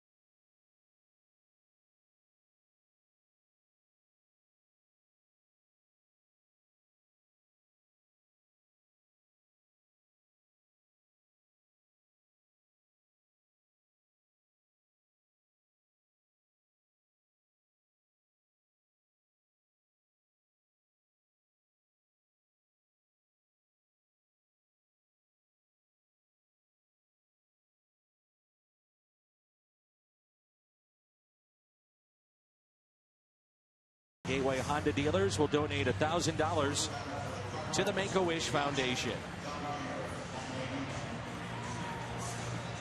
4-3. St. Louis with the lead as we move to the 7th inning.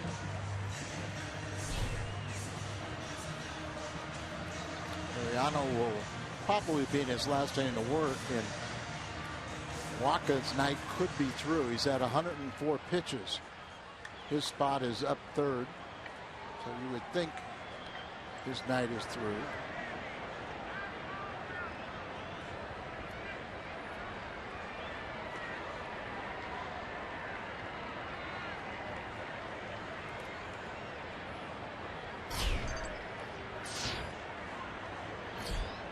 Yadier Molina. Molina rips it down the third base line, and a fair ball down into the corner. Marte will have to dig it out. 2 balls. Yeah, baseball is back on the infield, and another ball made its way onto the playing field from the stands.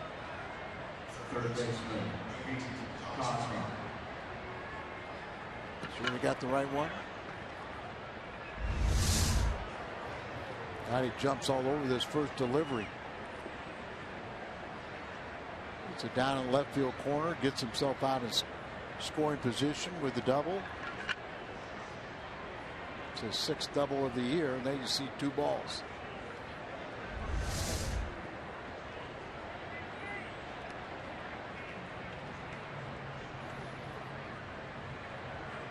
Tony Cruz has gone to the on-deck circle with Cosma as your emergency catcher. Isn't that interesting? I asked Mike Matheny as that ball gets away, and a pass ball looks like for Cervelli, so the infield will be drawn in. But I said, if you talk to your pitchers about, look, this is not a normal situation. We may ask you to run, we may ask you to bunt, pinch hit. And he said Carlos Martinez has been a prime candidate. Seth Maness as well, when they knew one day he was not going to be used in the bullpen. Have the spikes on and ready. Yeah. A lot of times the starters are in tennis shoes and not their spikes. And I believe that you should use your backup catcher on occasion when you think he's your best option. However, this situation is unique. Yes, yes, it is. And I would tell you, as a pitcher, I wouldn't want to throw to, say, a Pete Kozma, a position player as an emergency catcher, but I would understand why it was done and would pitch to him. It's just not your preference. Now the Cardinals pull back Cruz from the on-deck circle. John Jay, who's been very good in his career, especially last year against left-handed pitching, moves to the on-deck circle. Well, the best thing that Kozma can do right now is take care of business himself. Put himself in scoring position, give the Cardinals an extra run. Pulled foul, and it's 2-2. Ariano has already struck out 9 tonight, and it's where he is tough when you have 2 strikes, because he'll expand a hitter's zone, and a lot of times they get themselves out swinging their pitches off the plate.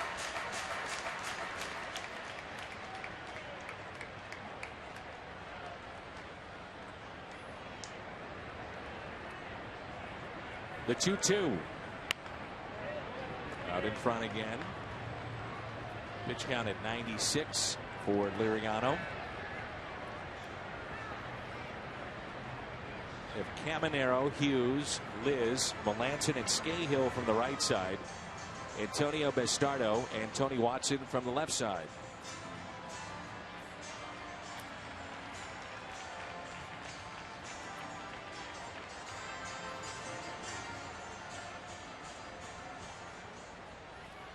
Ariano's kept just about everything down in this bat to Kozma, most of it inside. The 2-2. 10 strikeouts for Francisco Liriano. So let's take a look at the last delivery. You said inside, and this one tails away. The Plaza Tire Service Fox Tracks. It's just a great example there. You see all that movement, the ball just sliding away. And, it just makes it tough after you've seen everything down and in. That pitch up there on purpose and got their desired result. So John Jay pitch hitting for Michael Wacha. 4-3 St. Louis, and Jay makes it 5-3. That ball will get down. John Jay off the bench, driving in Yadier Molina. 5-3 Cardinals. What a big at bat right there, John Jay. Mentioned he had hit very well. The top hitters in the league last year against left-handed pitching, but this year he's been struggling. But not in this situation. It's a solid line drive out there. The RBI, as Yadi could just trot on home, and the Cardinals pick up a very valuable 5th run. Boy, it just hung up there, just stayed up, and he knew what to do with it. This will be a double switch for Clint Hurdle's club.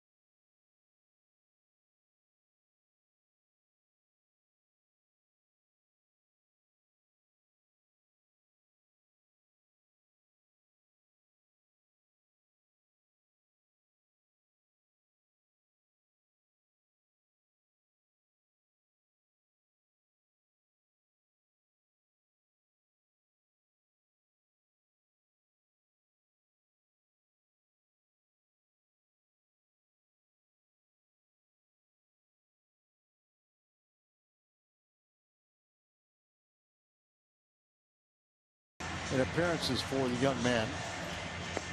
He's allowed just 1 run in his last 7 appearances. It's our Chevy call to the bullpen, part of the double switch. Gong goes to shortstop. He'll lead off for the Pirates in the bottom of the 7th inning here. Peter Borges had a tough time. A couple strikeouts, 2 of the 10 strikeouts for Liriano, but he got a big double and he scored a run back in the 3rd inning. So John Jay comes through in the clutch, drives in Yadier Molina, and the Cardinals have the 5-3 lead.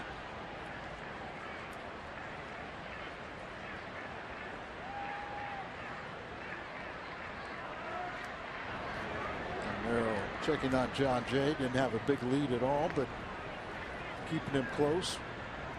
Peter Borges had a chance to contribute with the bat on the recent homestand. We've seen what he can do stealing bases, but he's gotten a lot of playing time, and he's done a nice job, Dan. Yeah, Caminero is a flamethrower. This guy can bring it. Miami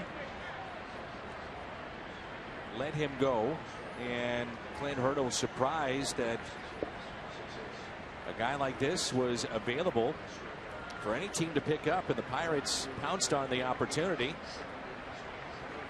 And this guy can hit triple digits. It's already his 15th appearance. John Jay is giving the Cardinals some insurance with a base hit off the bench. And Borges lines it into right center field. Polanco won't get it. Jay on his way to 3rd and stops there. Peter Borges have a night. A pair of doubles. He's now 2 for 4 and still only 1 out. You know, Polanco has great speed out there in right field, but it looked like he came in a step and then tried to alter his approach. You see, he has to go back and does a nice job to get it on 1 hop and get it back in quickly. Most right fielders, that ball would have got by him and gone all the way to the wall. But he also had a false step in. So runners at 2nd and 3rd. Colton Wong with an opportunity with the infield in. Little surprised they haven't brought a lefty in this spot in the game to face Wong. And Wong hits it a ton out to deep right. 3-run bomb. Colton Wong. He unloads on that baby. He's got a double tonight. The Cardinals have their 2nd 3-run homer, and they busted this game wide open. How hard does this guy throw? And why is it the lefty end? I got 2 lefties down there, and one of them one of the best in the league, and Tony Watson. And Bastardo is capable in his own right. But Colton Wong puts an exclamation point on this game with a 3-run bomb, a 4-run 7th inning. I mean, now you have 2 lefties. The game is on the line right here. If Colton Wong does what he just did, maybe it's out of reach. And if you're worried about the Cardinals countering, he's not going to use the guys that he has on the bench, which are Adams and Tony Cruz. Now, he could counter at Cruz, but that's your backup catcher. And let's just say the threat isn't quite the same as others coming off the bench. Yeah, my understanding would be you wouldn't want to bring in Tony Watson with your behind. Bastardo, opponents are batting .393 against him. And he's only retired 4 of 10 first batters he's faced. So maybe Clint's in a box. But this is what we said. Get into this bullpen. And before you get to their late inning, Watson or Melanson, you can do some damage. Cardinals with a 4-run bottom of the 7th, or top of the 7th, excuse me. That pitch at 99. And it's 2 balls and 2 strikes on Holiday, who had a 3-run homer back in the 3rd.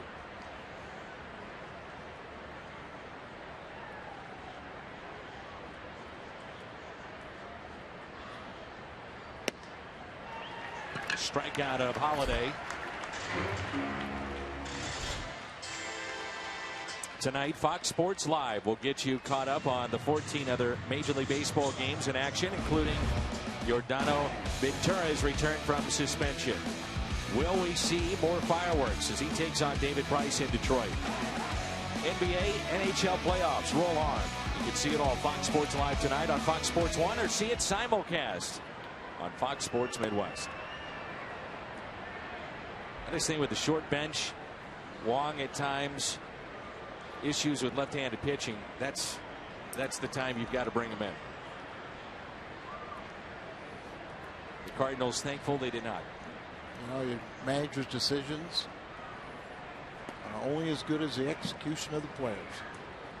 And you can, at times, you're going to pull the trigger the way it, you know, everyone would agree with, and it's not going to work. And other times, you're going to sit there and say, I want to do it one way, but I can't afford to do it, and it's going to backfire. It's now an 8-3 St. Louis lead. 2-1.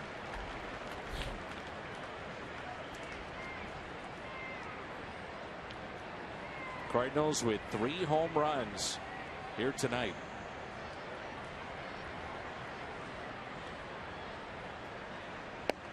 For the potential of Colton Wong unlimited. Guy is going to be some kind of player. Just going to get better and better. You know, he's starting to understand what teams are trying to do to him.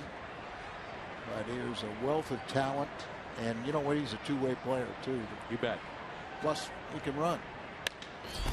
And Peralta with a fly ball into right. Time to stretch. A big inning for the Cardinals. It's now 8-3. The Cardinals with 8 hits tonight. 3 of them home runs, and no doubters. That's a 3-run shot by Holiday. 3-run homer, Colton Wong. Cardinals having some fun on this Friday night in Pittsburgh. 8-3 St. Louis.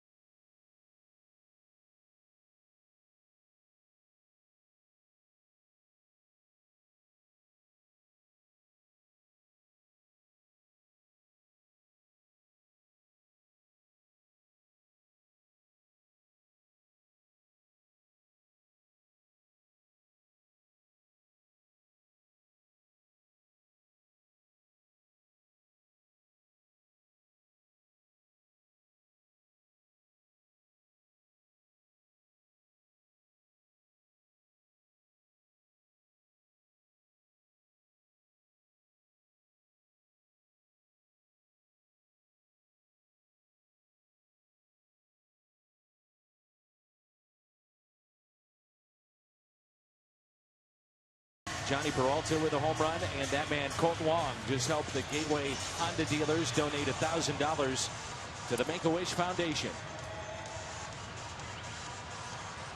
Matt Belisle will take over for St. Louis in relief of Michael Wacha. And if the Cardinals can hold on, Michael Wacha goes to 5-0. John Jay, by the way, stays in the game in left field. This is the Chevy call to the pen and 14th appearance for right-hander Matt Belisle.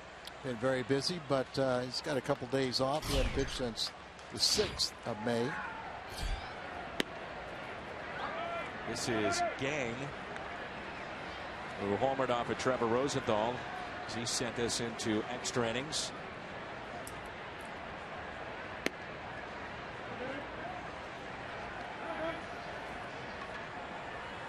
Been swinging the bat much better of late. And the 1-1. Yang in his last 9 games has hit .400, 10 for 25 with a homer and 7 RBIs. 2-1 pitch. Lined into center field and a leadoff base hit.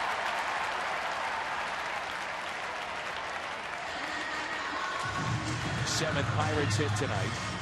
Michael Wacha goes 6 innings, strikes out 1, gives up 6 hits. 3 runs, 2 were earned. No difference between the 2 starters. Wacha 1 strikeout, Liriano 10 strikeouts with 6 earned runs. That's why you like to have power in your lineup if you can get it. Yeah, to change a game. It also shows where strikeouts can be deceiving. It's when you get those strikeouts. Here's Gregory Polanco, who is 1 for 3. Belisle already has served a very vital role for the Cardinals. I think he's just going to get more and more valuable to the Cardinals. He's so valuable in the sense that very, very durable. You know you can go 65. It's routine for him in appearances. Big, strong guy. And when he's right, he's going to get a lot of ground ball outs. Mazda game summary, 8-3 Cardinals. 2 3-run homers tonight. Wacha 6 innings. Colton Wong 2 for 3. Liriano 6 1/3, and McCutchen 2 for 3 with a run scored. I think as the weeks go by, it'll be interesting to see with Jordan Walden out how Mike Matheny wants to play the 8th inning. Will it be matchups? Is there somebody out there right now that he feels has the edge over others in that bullpen spot? Maybe even a Mitch Harris. You never know. Oh, I think Matheny is very high on Lieutenant Harris. And, you know, Belisle would also be a candidate, but I think he's kind of fitting into your 7th inning role, so you kind of leave him in there. And then you got the Segrist and Manus to try and, you know, mix and match for your 8th inning.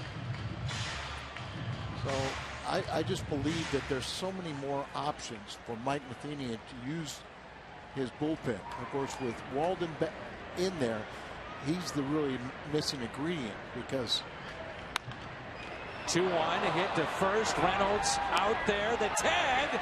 They're going to say safe. And will the Cardinals challenge this? What a play defensively all the way around. Reynolds, the tag of first base to get the out, and then it looked like Peralta had the tag on Gang. Well, twice Reynolds, see, kind of a short hopped him, and a happy glove came up, and that's how our Gang may have gotten underneath the tag. Very close, but it looks like the lead leg got it to the bag ahead. But that's twice Reynolds, by holding the runner on first base, has gotten a hard smash right down the first baseline and turned it into an out. Notice Gang, watch, he'll turn back. Wouldn't you turn the other way too? Trying to find out. That slows down your progress. You're lucky he got in there safely. Now Neil Walker, the switch hitter, and strike 1. That's where you just anticipate you're going to slide and just, you know, don't do that. Turn around that way. Where's my neck? I can't turn it that far. This would be easy for you. Just keep running. Just keep running. And I know the second baseman shortstop would never deke me. Sure about that? If they did, you'd be up and at them, ready to rumble. Here's an 0-2 pitch.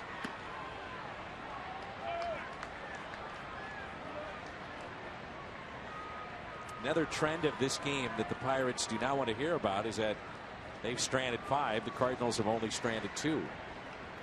That was in many ways a story of that series in St. Louis. All the stranded runners for Pittsburgh. The one game alone, they had 18. 18.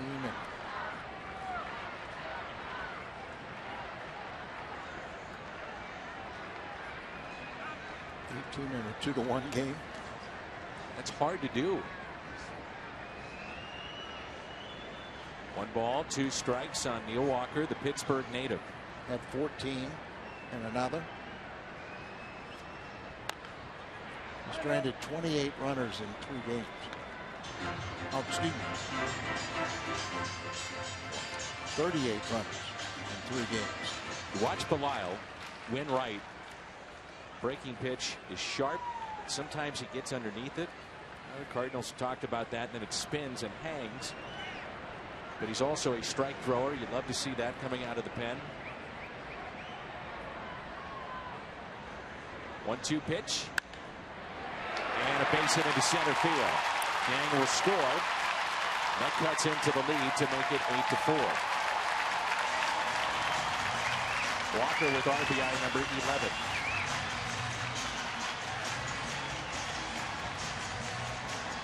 Hyundai pitch arsenal for Matt Belisle.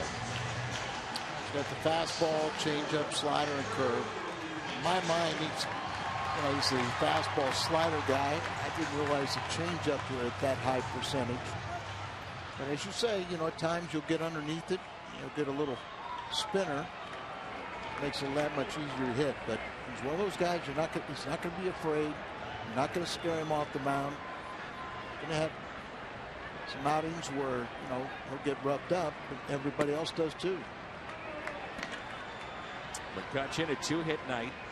He's grounded to second. An infield hit in the 3rd and a double to left center in the 6th and scored a run.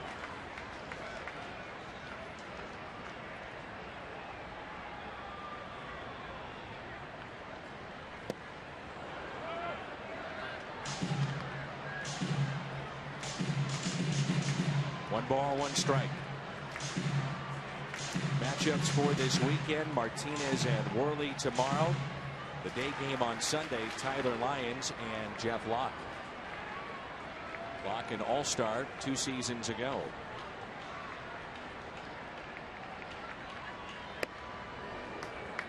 In my mind, though, Dan, this was so important, and it's still, this game isn't secure. But with Liriano, and of course, remember, you're not facing Cole or A.J. Burnett. But to win this first game of the series, just kind of tell the Pirates, hey, you're not in our league yet. This is so important to set up the entire series if you win this first game against Liriano. There's Nick Leyva, the first base coach of the Pirates. He's with the Cardinals for a number of years. I talked to Nick today. He's going to be a grandpa in a couple weeks. They sold their home in Philadelphia, and they're going to move to Arizona, so they'll be 15 minutes away from the new little baby daughter. He was really excited. So that's his excuse to get out of the cold weather. I told him, I said, "What? You're being punished? You got to run all the way to first base. Third base is a lot closer." See, he's now the first base coach. The 2-1 pitch. Ooh, McCutchen right on it. 2-2. Nice ball there that was up, a little bit in, couldn't center it.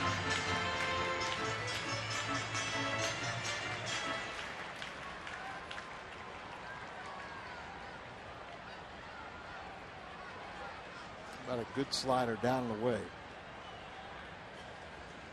Get a ground ball double play.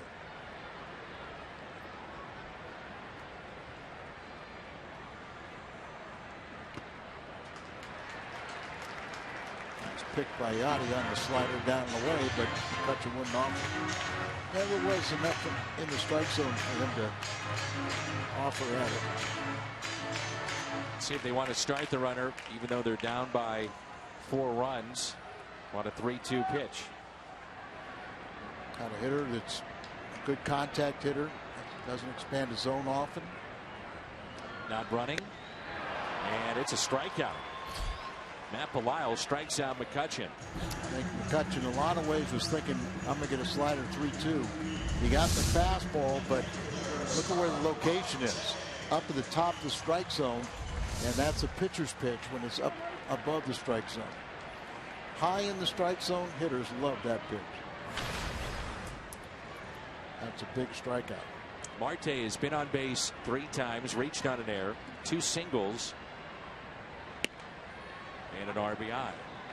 Strike 1.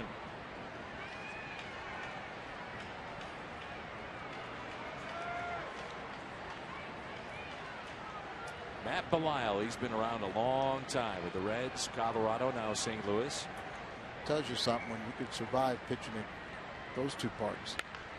And a ground ball slowly hit to short. Peralta gloves and safe at first. Boy, he did that last weekend too. Slowly hit balls towards shortstop and just beats it out. Well, another great example of hustling, what it'll do for you. And gets a breaking ball. It's a curveball right there. Didn't hit it hard. Peralta has to come all the way in. And because he didn't hit it hard, he gets rewarded with a base hit and his hustle. It's interesting here with Pedro Alvarez. Well, we were wondering if the Pirates would bring in a lefty to face Colt Wong, and you wonder about the lefty here. Yep. You know, there's a righty warming up. Looks like Seth Maness, but no lefty out there. And kind of like a Randy Schultz, just for this one batter.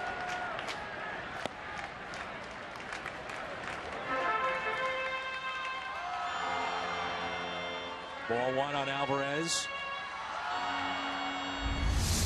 He's 0 for 3, pair of ground outs.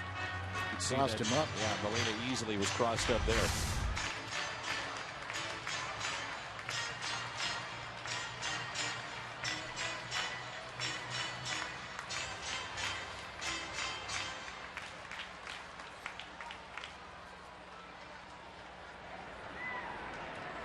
Alvarez 2 for 4 off of Belisle. 1-0 pitch. Breaking ball. 2-0.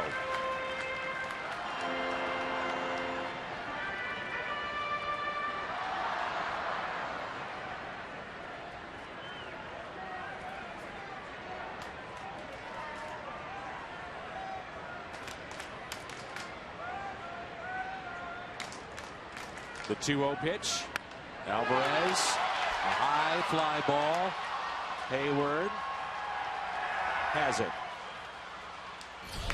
Pirates strand 2. They pick up a run. Cardinals on top.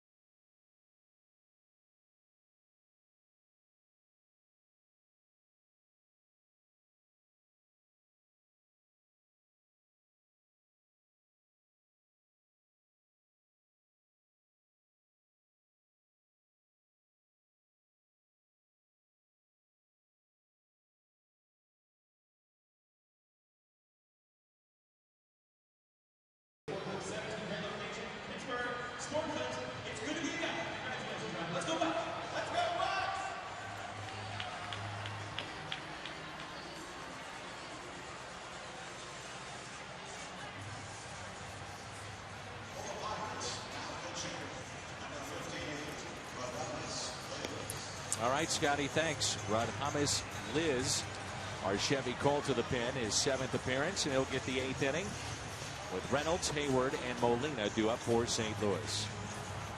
Entertaining ball game so far. A couple of key hits. Holiday, a 3-run homer if you just joined us. Colt Wong, last inning, a 3-run homer. And a solo home run from Johnny Peralta.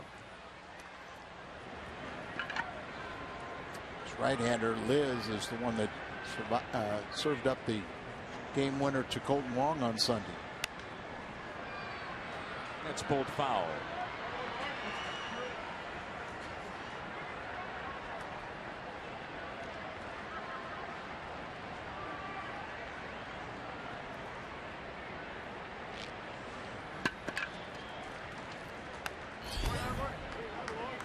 No balls and 2 strikes.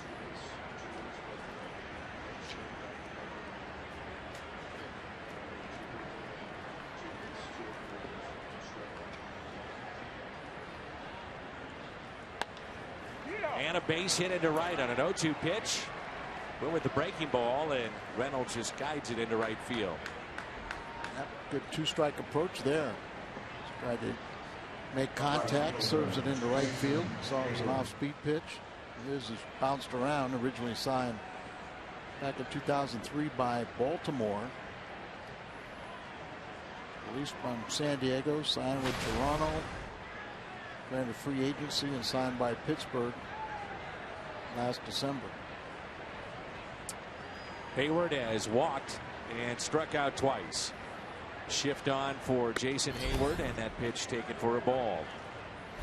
You know, when you're thinking about Mark Reynolds, you think about the home runs, and yes, the strikeouts come along with it. But if you're going to be a bench player coming into a new atmosphere with a team that's won, you're talking about a guy that you want to fit in with the club. And here in the clubhouse, like we are, or have the chance to visit with players, they rave about the fact that he's really fit in with the other veterans on this team. I think what it also says too is when a guy that's been used to being a regular that says, I want to come to Cardinals because I want to be on a winner. I'm willing to be a part-time player to be on a winning team. Broken bat, line out to the left side.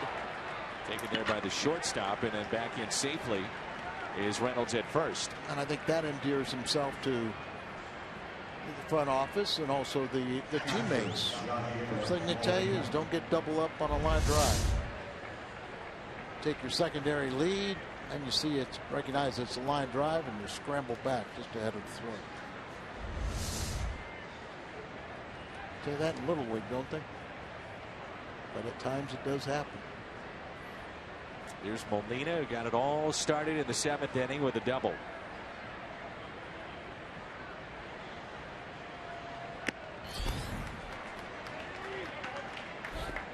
Where were the numbers, where will they be once it's all said and done for Yadier Molina? How many gold gloves and platinum gloves, and how many years in the league too? Well, I know if he continues to do what he's doing, I know where he's going to end up. Hall of Fame. It's Cooperstown. Reynolds is running, hit and run, and Mark on his way to third, and that's done to perfection. He is so good with the hit and run, and Molina just guiding that ball into right field. Just tremendous job here. Man, is that good. Makes it look easy, doesn't it? It sure does.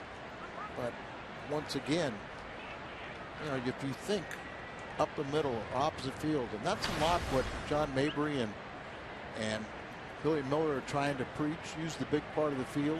The ball's inside, you can turn on. If the ball's out of way, you've got half the battle there because you got your hands back. You're in a good hitting position to take that outside pitch and drive it to the opposite field. And by the way, very similar to what Mark McGwire was teaching too. He wasn't teaching home runs. He was teaching hit the ball up the middle. One out, runners at first and third, and a breaking pitch in for a strike to Pete Kozma. Kozma has lined out to right and struck out twice.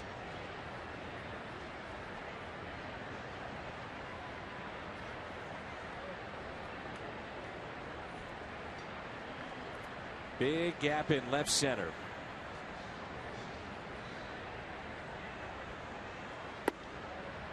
Showing bunt and pulled back.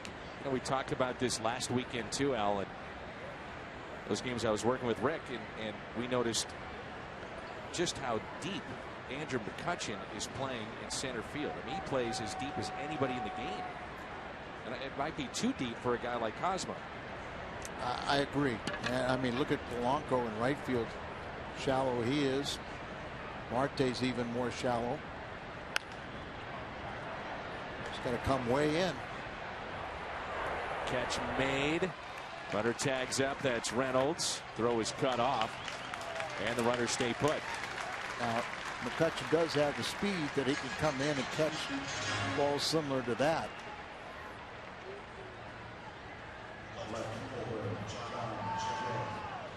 Full day of baseball. Fox Sports Midwest and Fox Sports 1. Here on Midwest, the Cardinals face the Pirates at 5:30. Fox Sports 1 doubleheader. Royals, Tigers, Braves, Nationals. Coverage begins at 11:30 on the Fox family of networks. And I've seen a lot of guys that play so deep, and it makes it easy to play.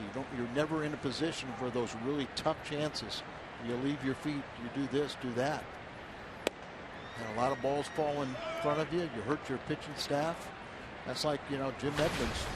And you guys were talking about this last weekend too, that he refused to play as deep as Tony La Russa and Dave McKay wanted him to, because he felt I could take away too many base hits by playing shallow and still get back to the wall. John Jay's second plate appearance and a ground out as the Cardinals stray at 2 and miss an opportunity to add to their lead. Bottom of the 8th coming up when we come back.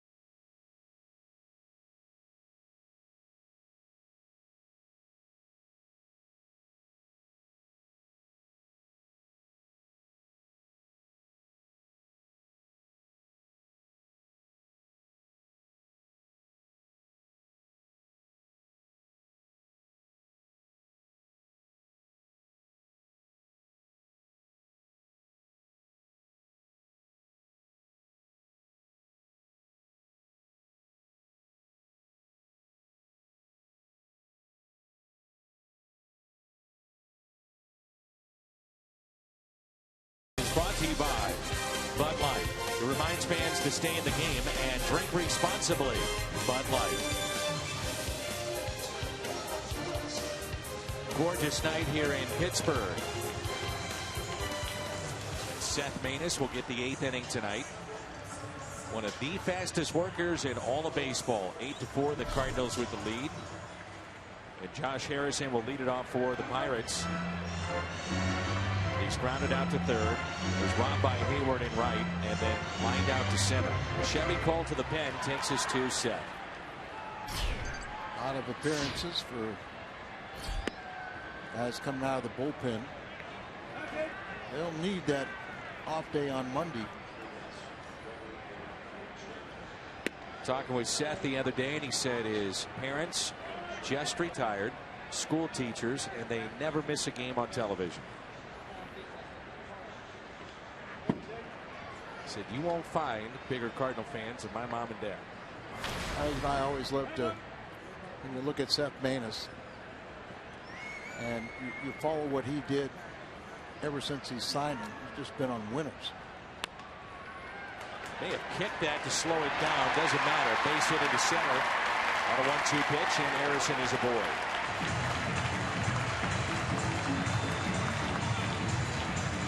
Nearly a kick save and a beauty for Seth Maness. He's a very good athlete. Not that good goalie. I'm thankful he didn't get it. Well, I don't think it would have hurt him, but you know, you're a competitor, and it's just common nature. You're going to try and do whatever you can to stop that ball. And I mentioned that Seth is a winner. Now he's got his double play in order. But Seth signed in 2011. He goes to Quad Cities as part of that year. They win a championship. 2012, he ends up at Springfield. 11-3 there. They win a championship. In his first year in St. Louis, 2013, he finds himself in postseason, going to the league championship game, and the same again last year. You know, I asked him too about the World Series. He appeared in the World Series in 2013, and he said, "I'm not sure my mom has stopped crying." How happy and proud she was. Well, they should be. Good guy. He's also led the National League in inducing double play, or really all of major leagues, 28 the last 2 years. Line drive right center, and that ball will get down. Harrison, who can run, on his way to third, and back-to-back hits to start the eighth for Pittsburgh.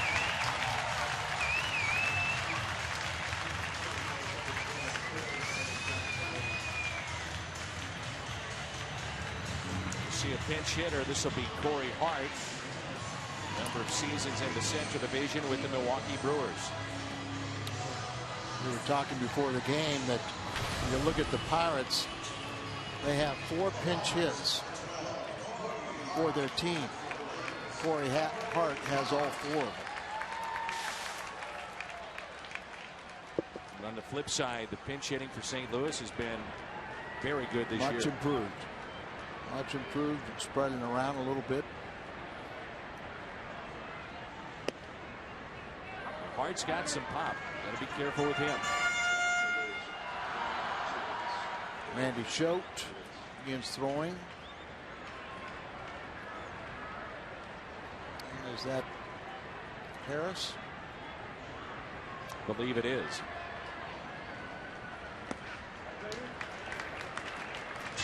Corey Hart comes to Pittsburgh from Seattle. Still with some injuries last few years, and moved from the outfield to first base, and now primarily coming off the bench for Pittsburgh. Had some real good years playing every day for Milwaukee, and then just kept on hurting the knee. 1-1 pitch and a double play ball. Run will score. 6-4-3 on the double play.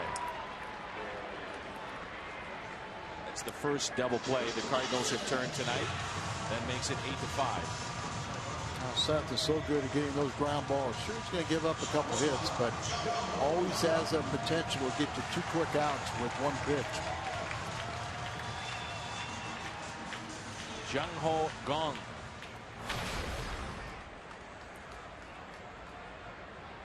Singled and scored back in the 7th off of Matt Belisle, and that pitch taken low and outside. Seth from East Carolina University. Grew up in Pinehurst, North Carolina, and is quite the golfer. Said he grew up cutting greens. Pinehurst #2, which is one of the famous golf courses in the country. 2-0 pitch. And I think we both feel that Mitch Harris is not your typical rookie. Lieutenant Mitch Harris, 5 years of service in the Navy since graduating from the Naval Academy. I'd love, if this game is 8-5, love to see him get a chance to finish it out.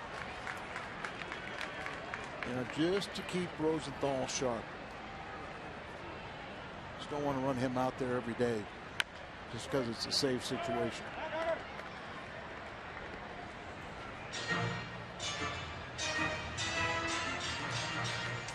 Mitch Harris there wearing number 40. Picked up his first win in the big leagues this past homestand. Time not granted. Goodbye. Strikeout. You don't see that very often, but time has to be granted. It was not. And a strikeout.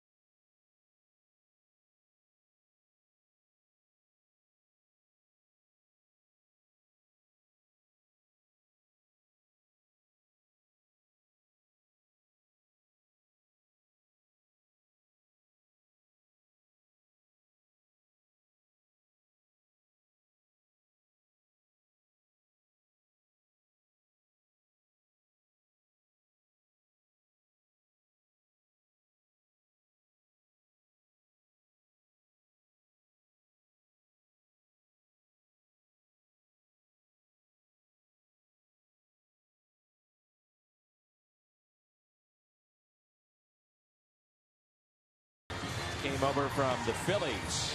Will pitch the top of the ninth. Our Chevy Cole to the pen. Appearance number 11. High ERA. You talked about it, Al. He's had some struggles this year. 7 strikeouts, 4 walks. It's 6 innings of work. Opponents are batting .393 against him. First batter faced, he's only retired 4 of 10. Well, maybe that was one of the reasons why Glenn Hurdle didn't go to him earlier, but bring him in now. And Borges, who's had a pair of doubles and 2 runs scored tonight, 2 for 4. I smell a Hungo Award, maybe. Never know. It's the beauty of the Hungo Award. You just never know. Never know. Sometimes I don't know. I know. Peter Borges with a couple of base hits tonight, 2 doubles, and the first pitch is swung on and missed, and we're underway here in the 9th inning. 2 runs scored tonight as well. Could be a historic night as well if Rosenthal would pitch in a save situation. He would tie Al Raboski. Well, I thought he would pass me, but you know that's going to happen. You know, and he's warming up, but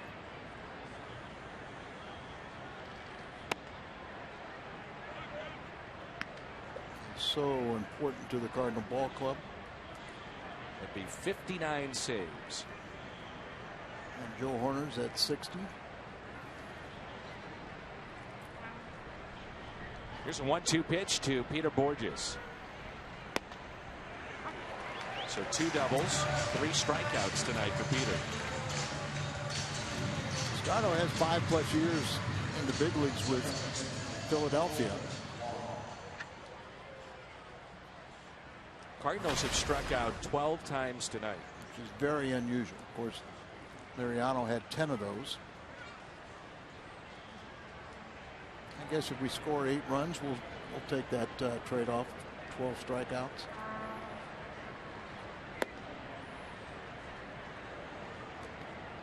Here's the matchup that you wanted, but a little different scenario now. A little too late.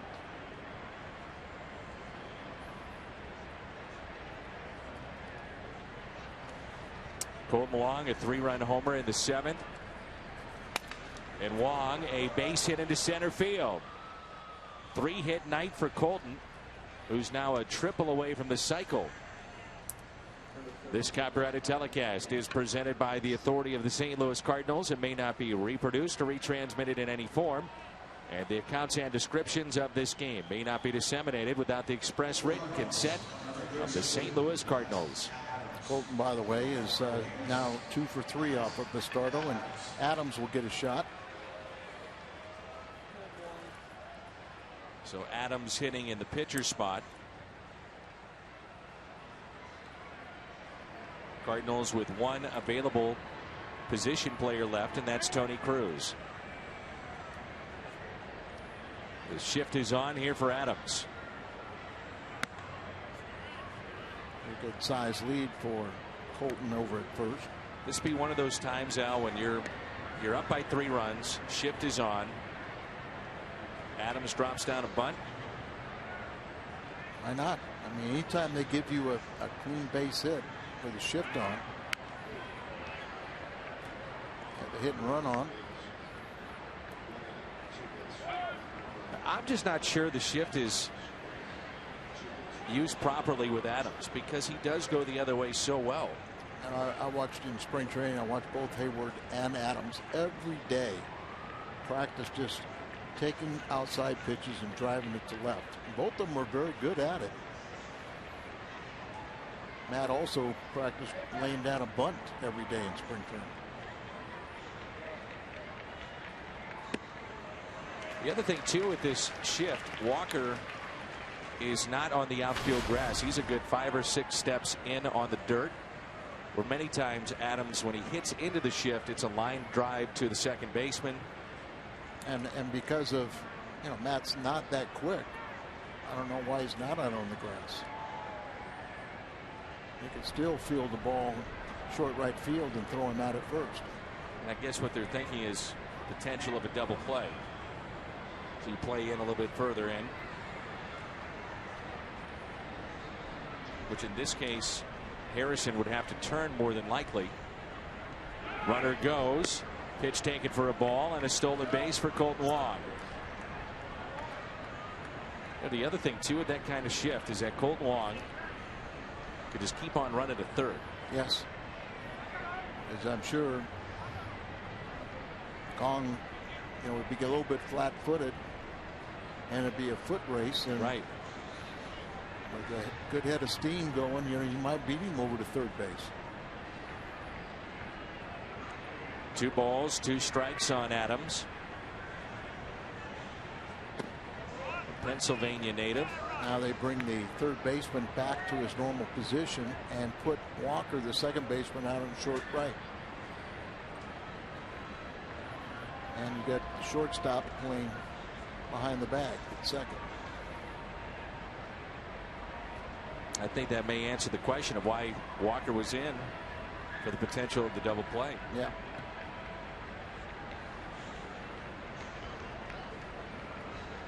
The 3-2 pitch. Pickoff play, and Wong back in safely. Yeah, I know it's why he was there, but I still didn't think it was a good alignment. Sure. with Adams at the plate.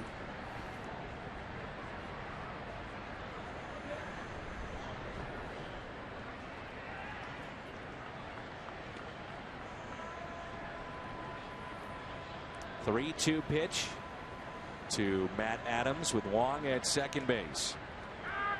Now time called. Well, Gong tried to call time in the bottom of the 8th, wasn't granted, and Seth Maness did exactly what a pitcher should do. Throw it. Right down the middle, and a strikeout.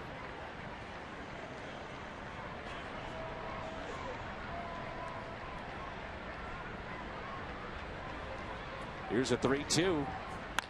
And Adams hits it in the air.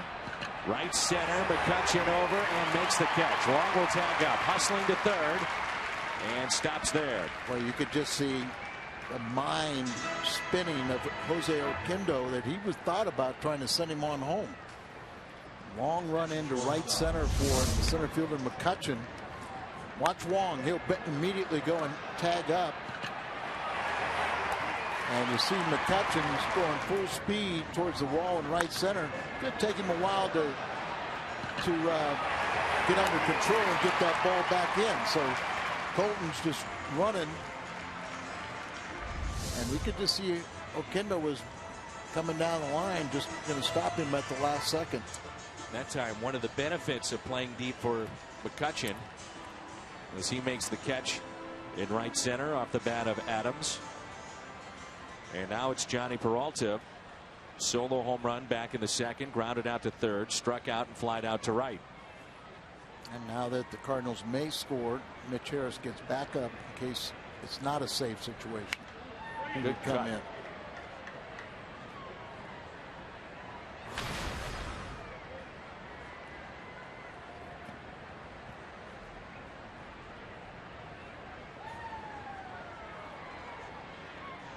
The Pirates shift an awful lot, but they also do it from pitch to pitch. Situation will dictate alignment for Pittsburgh.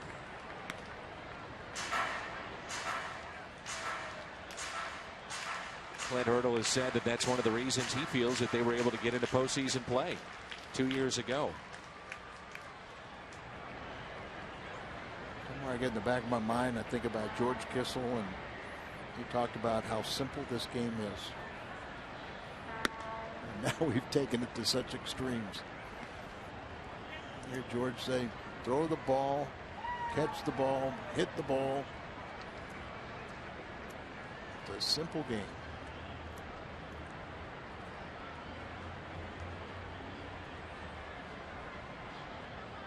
You know what, too? I bet George, though, would embrace this. He was one to do that. Remember when he was with Tony La Russa's squad and we talked about different things that were evolving in the game, and he said you stay around young people, keeps you younger. Red Shane has always said that, too. 1-2 pitch. But this is how the game is played now. Oh, yeah. For better or worse. And some of it is for the better and some of it is for the worse. It's amazing when you talk to pitchers how frustrated they get with the shift at times. Specialization. That's why you got to start a lot of this stuff in the minor leagues, so when they get to the big leagues, they're accustomed to it.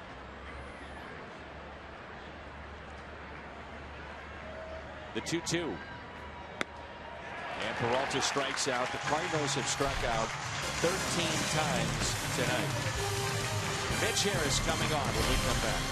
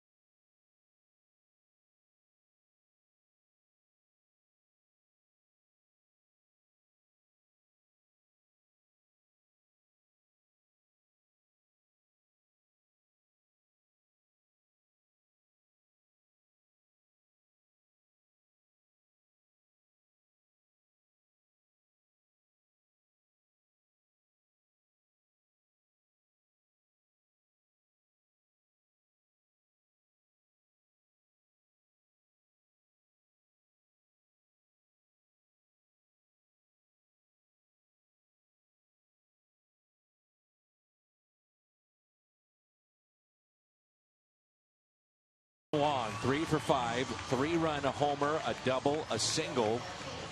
Also mixed in a stolen base as well.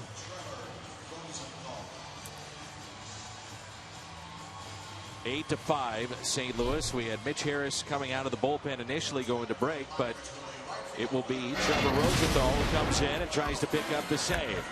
Here's Colton Wong against the lefty, Francisco Liriano. That home run, a big one for St. Louis. Then in the 9th inning, a broken bat and a single into center field, and he also stole the base. Quite the night for the Cardinals second baseman. Trevor Rosenthal in for St. Louis. He will get the top of the lineup. Polanco, Walker, McCutchen. Cardinals leading by 3.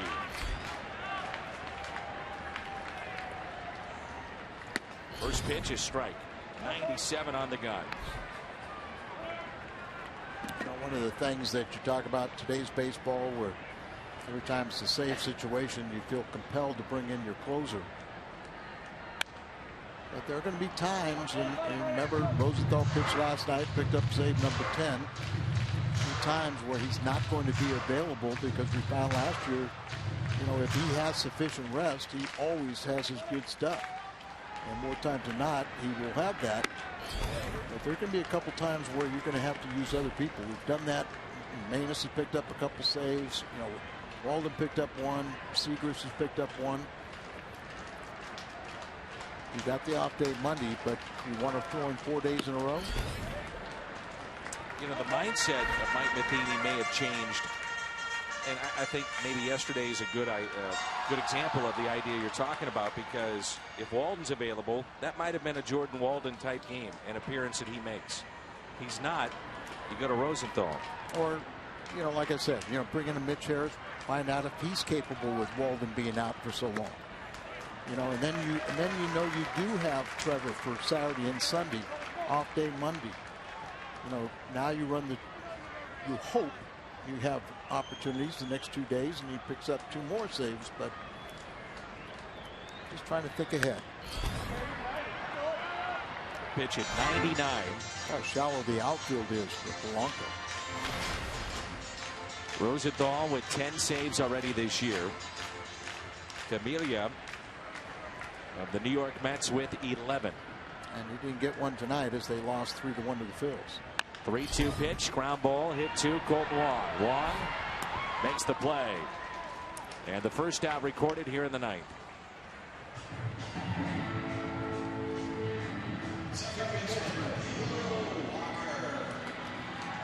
Neil Walker's been hit by a pitch that was into third. Came around to score against Michael Wacha. Also grounded out to first, popped out to third, RBI single in the 7th. 1 out, 3-run lead for the Cardinals here in the bottom of the 9th. That first man out, you're well on your way. Good to see strike one with back-to-back hitters as well. Yeah. That was really the issue.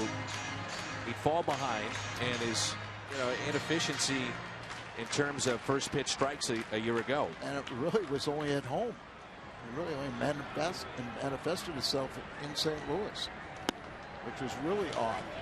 You would think with the environment of pitching at Busch Stadium with a 40,000 plus screaming fans all in your favor, that you would thrive in that environment. And for some reason, the splits were not favorable in St. Louis. Change up taken low.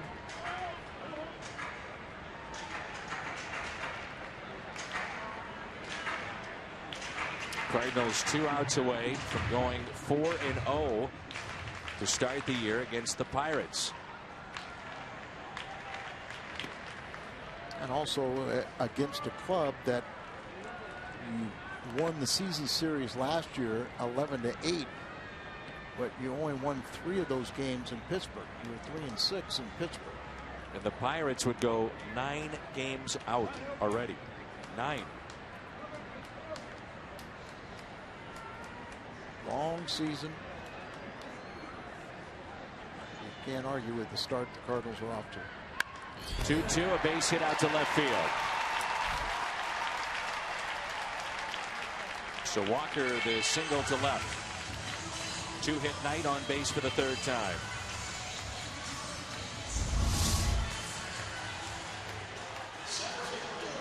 Pretty much out over the plate, up a little bit.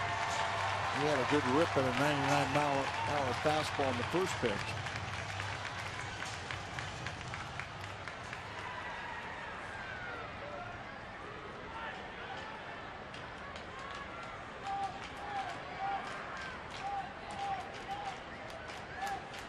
McCutchen is grounded out as an infield hit, double to left center and scored and struck out.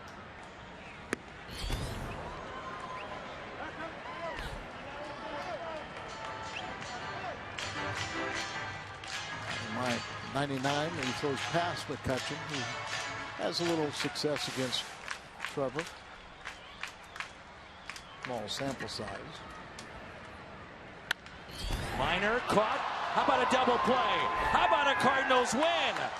The Cardinals with 22 wins. They're now 22-7. The Pirates 9 games back in the Central.